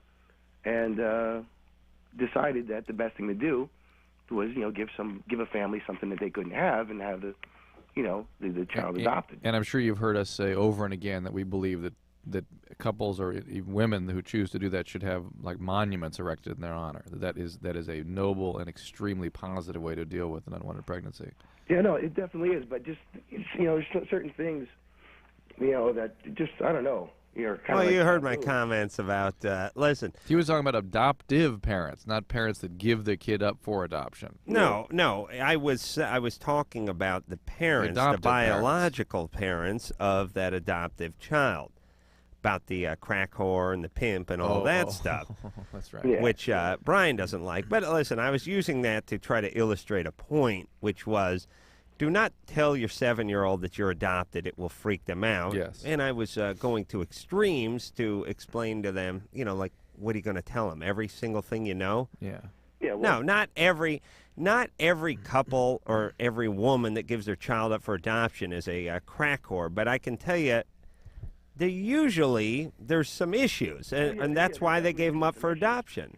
Oh, definitely. But when you guys, when you got off the tangent, that chick sounded a little upset. We got back with her. She said her adopted mom wasn't really a crack whore. She was a joke. But listen, all right. I understand your point. I'm here to make a point myself, and basically that point was, do not tell your 7-year-old they were adopted. Right. I agree with you. I don't know when you tell them. I don't know if you tell them. Well, I really don't. There's different schools of thought about it. I don't There really see are. what it gets them. Okay, if there's medical reasons, Well, I understand that. There's debate. You and I say ourselves that the closer to reality you are, the healthier you are, right? So this allows kids an opportunity to be in their reality, right? Well, here's what I'm saying. I wouldn't want some ex-girlfriend coming up to me that I went out with 5 years ago if I ran into her somewhere and say, the truth is, and I didn't tell you the time I cheated on you a couple of times with a few of your friends and that your breath smells. It's the truth, but I don't want to hear it. And it doesn't help me, and it doesn't make me feel any better, and there's really nothing I can do about it except for worry about how my breath smells the next time I go on a date. Yeah. I may brush and floss more. You're right, Anderson. You may have a point there. But you know what I'm saying? Yeah. That kind of stuff, there's just certain truths that I don't believe help anybody. But that's the point. It's the more history, more mystery, less history stuff. Right. And so. All right. Greg? Yeah. Wait a minute. I think I'm going to try to light a fart here, Drew. Oh, God. Well, we really got a theme going tonight. Let's get that light there. Let's see what I can get going here. Ooh, a little flame. Good job. Not much. Yeah, it didn't sound like much, but it's a decent little ball of flame there, right, Drew? Decent. Thank you. Greg, I know you're impressed by what I can do, but my anus's potential, so you judge it based on that. Yeah. I've raised the bar too high for myself. All right, Greg, what's up? I'm still belching up that dinner tonight. All right. My whole question is, it's more like an individual problem, like with beliefs and stuff, because personally, like myself, I'm like a punk rocker. I'm like a political anarchist. And, I mean, usually I don't listen to this radio station or anything because it's not like me, but it seriously came down to I either called Dr. Laura or I called you guys. Yeah. So my decision was not, like, that hard to make. All right, so what's the question? My question is, my parents are Republicans.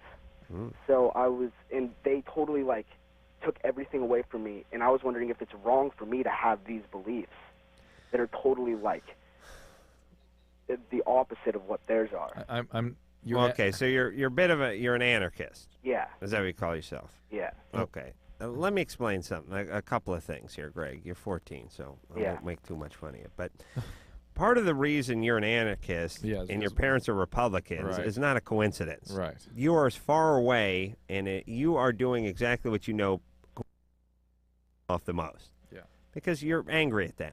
Right. You don't like them. If you liked them and you weren't angry at them and you respected them and you loved them, you wouldn't be an anarchist. Or even if you were, you wouldn't parade it around in front of them. So you may not be an anarchist as much as you just hate your parents. Interesting concept, isn't it? Now, so here's the concept, not about what's up with anarchy or what's up with whatever branch of the political process you're into. Right. The real question is, why do you hate your parents so much? And what can you do about that? Why do you hate your parents? I don't hate my parents at all. Well, how did you become an anarchist at 14? Okay, at 14, it's all started like a long time ago, and I guess in the very beginning, I just thought that... A long time ago, when you were 11? Yeah, when you were 4? No, when I was like... 9? 4. Forced when you became 5 years old. You became an anarchist. Like, we have recordings of me on a video and stuff, and it was like the image that I was attracted to way like in the early days, and it was that I always walk around saying like, oh, I want a mohawk. All right, so you're rebellious, but you can be rebellious young. Yeah. Why parents off? You love them so much then? I didn't. They never told me that it pissed them off until. Well, but you have to know that if they're staunch right-wing Republicans and you're an anarchist with a mohawk, you're freaking them out. Well, yeah, but and also, by the way, if you're that far into it, then it means they were physically inappropriate with you. They were too physically. I mean, they were tough physically. They do too much disciplining on you. Yes, yeah. of course. Yeah. That's where this comes from. Oh, what a magical, magical surprise. But I wasn't angry at them for it. You may not know it, but well, you of course you're were angry at them. Really destroyed by it, in fact. In fact, one way to get kids to act out, this is what Ben Stein's kid's going to do. Gonna do. Yeah, he's already doing it. Started 5 years ago. Are you kidding me? The kids will do is if you physically abuse a kid, and discipline is what the abuser Ben doesn't would call beat it. on him. Well, wait a minute. No, he remember he wanted to defend the fact that hitting a kid was okay. Hold on, if you physically I gotta fart here. Hold on a sec. Hold on a second. Bueller. Oh, yeah. Weak, Adam. Yeah, I don't know. I'm sorry. But if there's a overwhelming data that shows you discipline a kid physically, and that means any sort of physical abuse, you will see a rapid increase in antisocial activity. Right. The behavior you want them to stop will stop at that moment, and for the next 2 weeks, you'll have all sorts of antisocial acting out. All right, let's just do a quick. Let's do a quick recap here. Right. His parents are right-wing Republicans to the hilt. He's a anarchist with a mohawk. But he's not pissed at his parents. He loves them very much. He doesn't want to upset them, except for they were a little rough with him and maybe disciplined him a little too much. They didn't make me angry, though. Oh, but he's not angry at them for that. Yeah, right. Okay, listen to me, all you screwballs. You're 14, you're an anarchist. Your parents made you into one by being Democrats. And all you other nut jobs out there with all this other nonsense you claim to believe, you don't even believe it. You just got molded into that, you idiots, you puppets, you slaves. Do you hear me? I feel sorry for you, but don't come. You dominatrix and you bikers and you freaks with all your tats and your piercings and all that other antisocial crap all you nut jobs are into. You think you're doing your own thing. You're just puppets. Your parents forced you into it. Not by being one themselves, but by being the opposite sometimes, or beating on you, or whatever the hell it was. So, you think you're free? You think you're making a statement? Here's a statement I see when I see that. Oh, yeah, he's rebelling against his parents. Right. Doesn't even know what he is. Yeah. And listen, you nut jobs with the anarchy, you idiots. You go live in your own anarchy island where you don't get your garbage picked up, and if you want to get on a plane and go to Chicago, you can't. You idiots. Like that dumb idiots, that band Chumbawamba talking about anarchy and the man and all this other nonsense. Kiss my ass, you idiots. Go start your own society. See how good the police force works when you don't pay them. So see all the garbage that gets picked up. See what kind of Air Force you have, you retards. Have fun. See how the buses run on time. Please, idiots. It's such delusional nonsense. I want to be an anarchist. On the other hand, I smoke, so it's important that the 7-Eleven be open 24 hours a day. And I got to get on a plane and fly to San Diego because I want to catch the X Games. Right. Idiots. Come on, really think out your position, you anarchy idiots. Hey, I found my way take back. a little break. I'm back at the Dr.com chat room. If please, people want to get in here, I'll. If they want to put stuff up here, we'll bring it up on the air. All right. LoveLine. We'll be right back.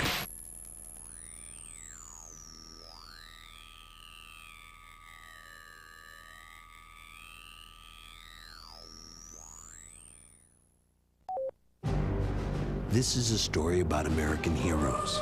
They changed quite a few lives last year. Jorge Vasquez put out fires, but no, he's not a firefighter. Philip Dale discovered several new stars. Oh, he's not an astronomer. And Elaine Capobianco, she saved a child from drowning, but she's not a lifeguard. They're teachers, but to the kids they've reached, they're heroes. I'm a teacher. The children are the heroes. We're not just teaching subject matter, we're teaching human beings. I am tough as nails, but they know that I love them. I mean, we've got a legacy that follows behind us forever. Teachers have the power to make an impact on our future. California will need about 250,000 more of them in the next 10 years. Reach for that power. Teach. Call 1-888-CAL-TEACH now. A public service message brought to you by CalTeach, the Ad Council, and this station. Okay, so I'm a teenager, right? And everyone's so quick to judge me. On the outside, I may look like... but on the inside, I'm all...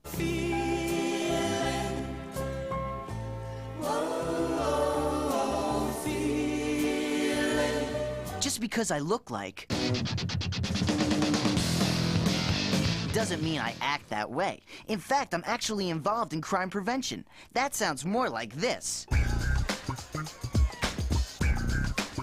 It's really a great way to convince adults that while you may be looking, you're really thinking. Call 1-800-722-TEENS to find out how to make your community a safer place for everyone. Get involved, get the number, and call 1-800-722-TEENS. A public service message from the Crime Prevention Coalition of America, the U.S. Department of Justice, and the Ad Council. Evening, folks. I'm Vince. And I'm Larry. We're the crash test dummies. We'd like to entertain you with a little song. Only one thing. We can't sing, but we're here with someone who can, with a song for the little ones. Ray? Mr. Charles? On the big highway of life, there's only one safe place for kids. Backseat, baby. The front seat's not the place to drop out. Put that booties in the backseat. Backseat, baby. Airbags and kids should never meet. I'm here to remind you to put them behind you. Raymundo, do you mind if we try? Oh, look at here. Backseat, baby, better buckled in the back. Backseat, baby. Baby faces stay intact. Larry, wow. Yo, Larry, maybe you should keep your day job. Ow, that hurts. Not as much as our day job. Woo! Backseat, baby. You stay alive even when I drive. You could learn a lot from a dummy. Buckle your kids in the backseat. A message from the Department of Transportation and the Ad Council. Dear Jim, I just wanted to tell you the things I love so much about you. Like your pasty white belly and how it fits in those tight shirts that my friends think you shouldn't be wearing. I love how you do that thing where you mash 4 slices of bread into a massive ball of dough and stuff it in your mouth. That's so adorable. And what about when you tell those same jokes from reruns that you've seen over and over again? They make me laugh every single time. Other guys play sports or go running or do something outside, but not you. You're different. Guys, rest assured you will never in your life meet a girl like this. P.S. I can't wait until we cuddle in front of pro wrestling all day this Saturday. I hear it's a steel cage Texas death match. Get some exercise. Get up. Get out. A public service message brought to you by the Ad Council and the President's Council on Physical Fitness and Sports.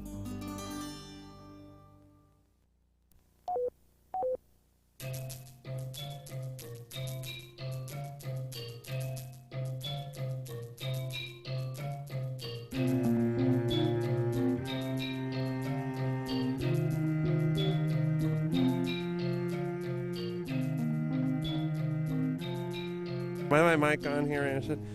I got one good one here.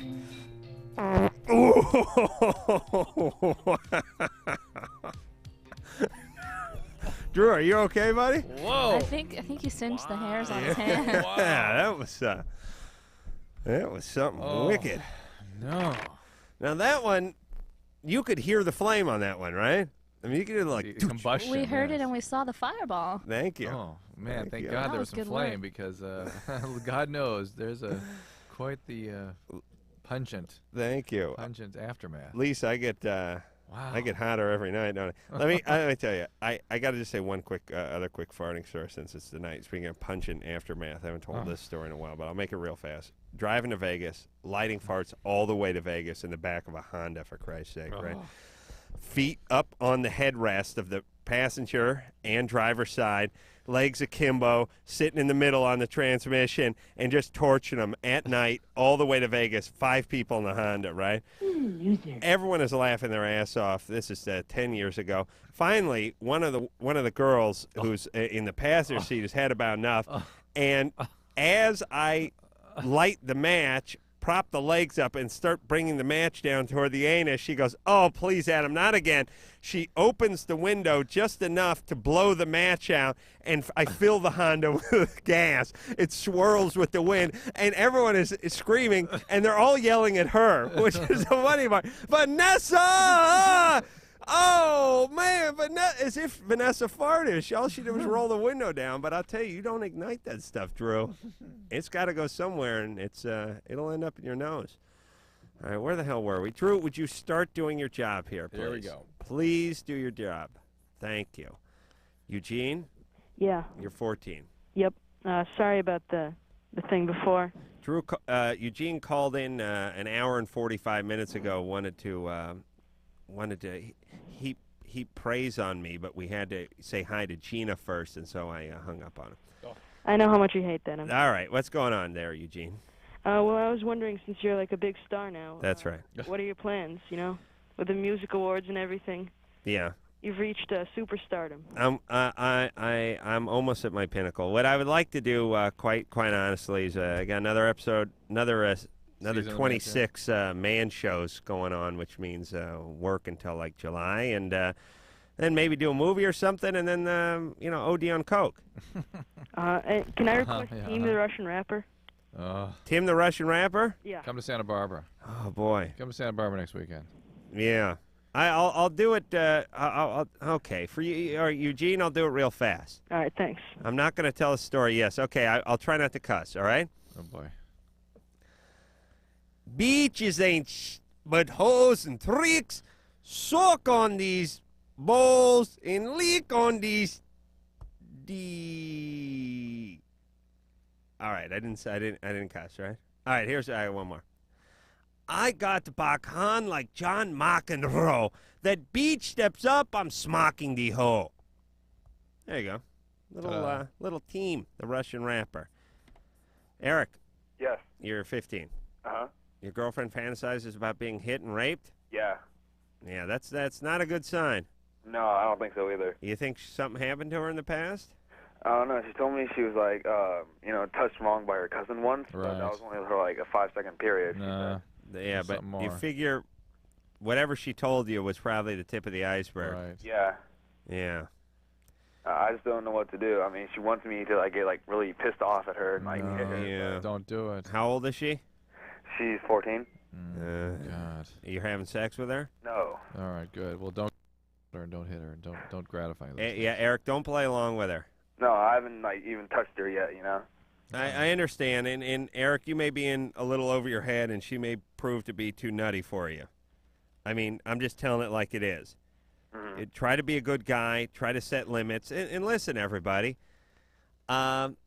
It's all right just to set limits with people. Oh yeah. They want to do stuff that's sort of acting out, and don't play along with them. All right.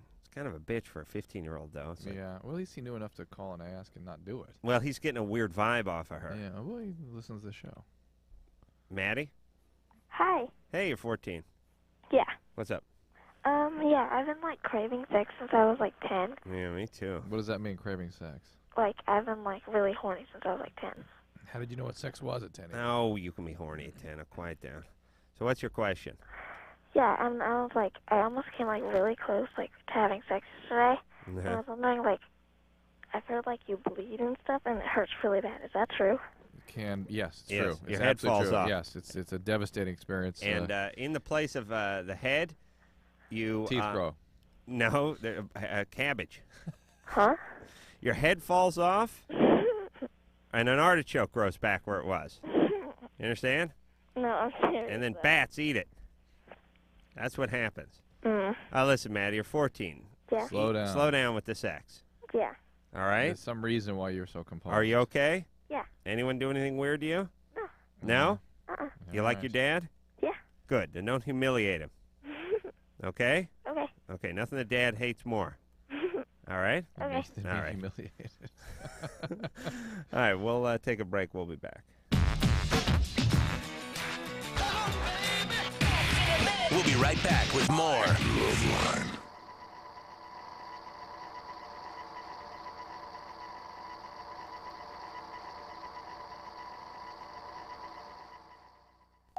These are the sounds of today's kids.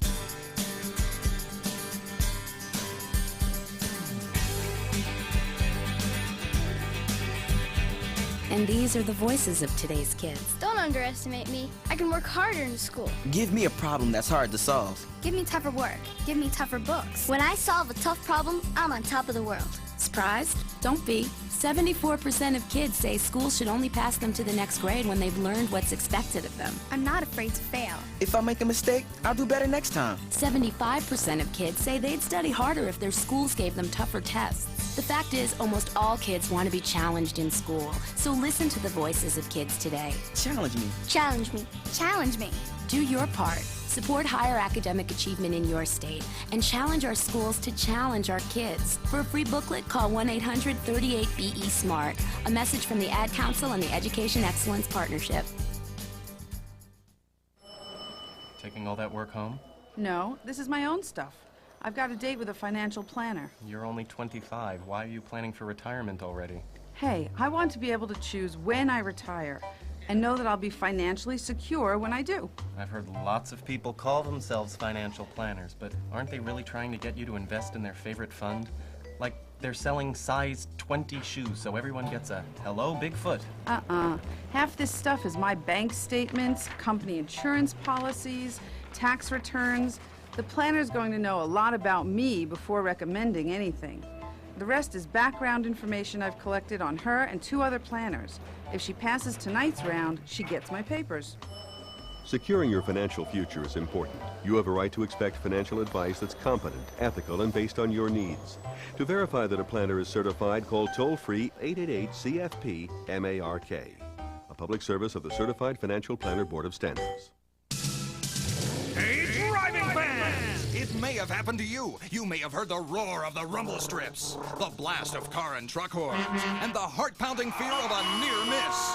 Avoid all the dangerous crash action that comes with falling asleep at the wheel. Experience the amazing power nap. You've never seen power like this before. The Power Nap. Find out what the professional drivers have been doing for years. The Power Nap gives you the energy you need for the road ahead, and it's free. Whether you're driving to the shore with your family, to another city to meet a client, to school across the state, or anywhere there's action. The Power Nap is your ticket to revitalization. Experience the Power Nap at a rest stop near you. Just pull in, find a safe, well-lighted spot to park, turn off the key, and close your eyes. In just 20 to 30 minutes, you'll have the energy you need to drive safely for miles. So don't push it, park it, and feel the power of the Power Nap. A wake-up call to all drivers from the U.S. Department of Transportation and the American Trucking Association. It's nearly 6 a.m. and we're at a rest stop talking to travelers. Excuse me? Yes. Have you ever heard of circadian rhythms? It's like a Latin band, right? Not quite. Do you know what circadian rhythms are? It's when the stars all align and their energy creates... No. How about you, sir? Huh? Circadian rhythms. Exactly. Circadian rhythms tell your body when it should be sleeping as well as when it should be awake. Huh? Circadian rhythms are part of our body's internal controls, a kind of built-in clock that tells us when to wake up and when to go to sleep each day. Imagine the danger that comes when we try to drive when our body thinks we should be sleeping, especially at night, early morning, and for many people, mid-afternoon. You really should try to avoid driving during your body's downtimes. If you have to drive when you'd normally be sleeping and you find yourself getting drowsy, stop for a refreshing 20 to 30-minute nap. Now what would you say when I say circadian rhythms? I'd say, don't push it, park it. Right. A wake-up call from the U.S. Department of Transportation and the American Trucking Associations. Oh, come on, have a drink. No, thanks. Just one little drink. I don't want to. Chicken, everyone else is. I said no. What a nerd. One little drink won't kill you. You've heard it all before. Be cool, join the crowd, have a drink even though you're not 21. Let's go, she's no fun. Make the right choice, don't give in. Underage drinking is dumb and dangerous. Look out! A public service message from the National Association of Broadcasters and this station.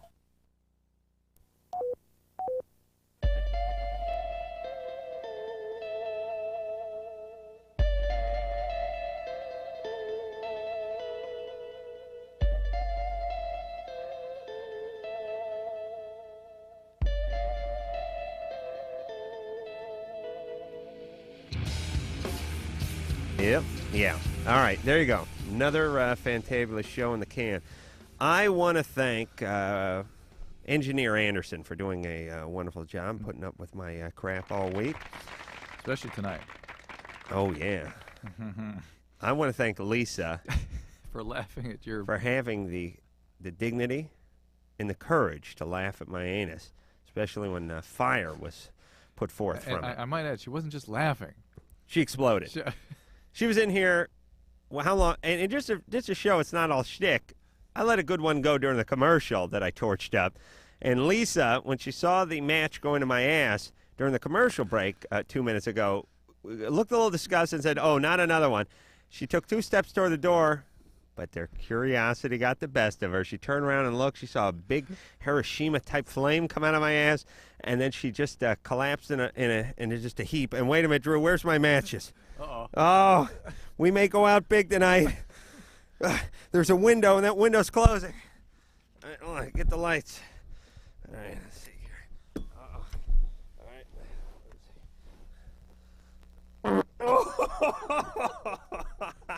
Maybe his greatest one of the evening, and what a fitting way to go out. So, again, until next time, this is Adam Carolla for Dr. Drew saying mahalo. I got to Bakhan like John McEnroe. That beach steps up, I'm smocking the hoe. Well now. This has been LoveLine. The stuff expressed on LoveLine is not necessarily the stuff of the staff, management, sponsors, or anyone else, including Westwood One Entertainment. LoveLine is produced by Ann Wilkins and Gold. Now, please enjoy these birds.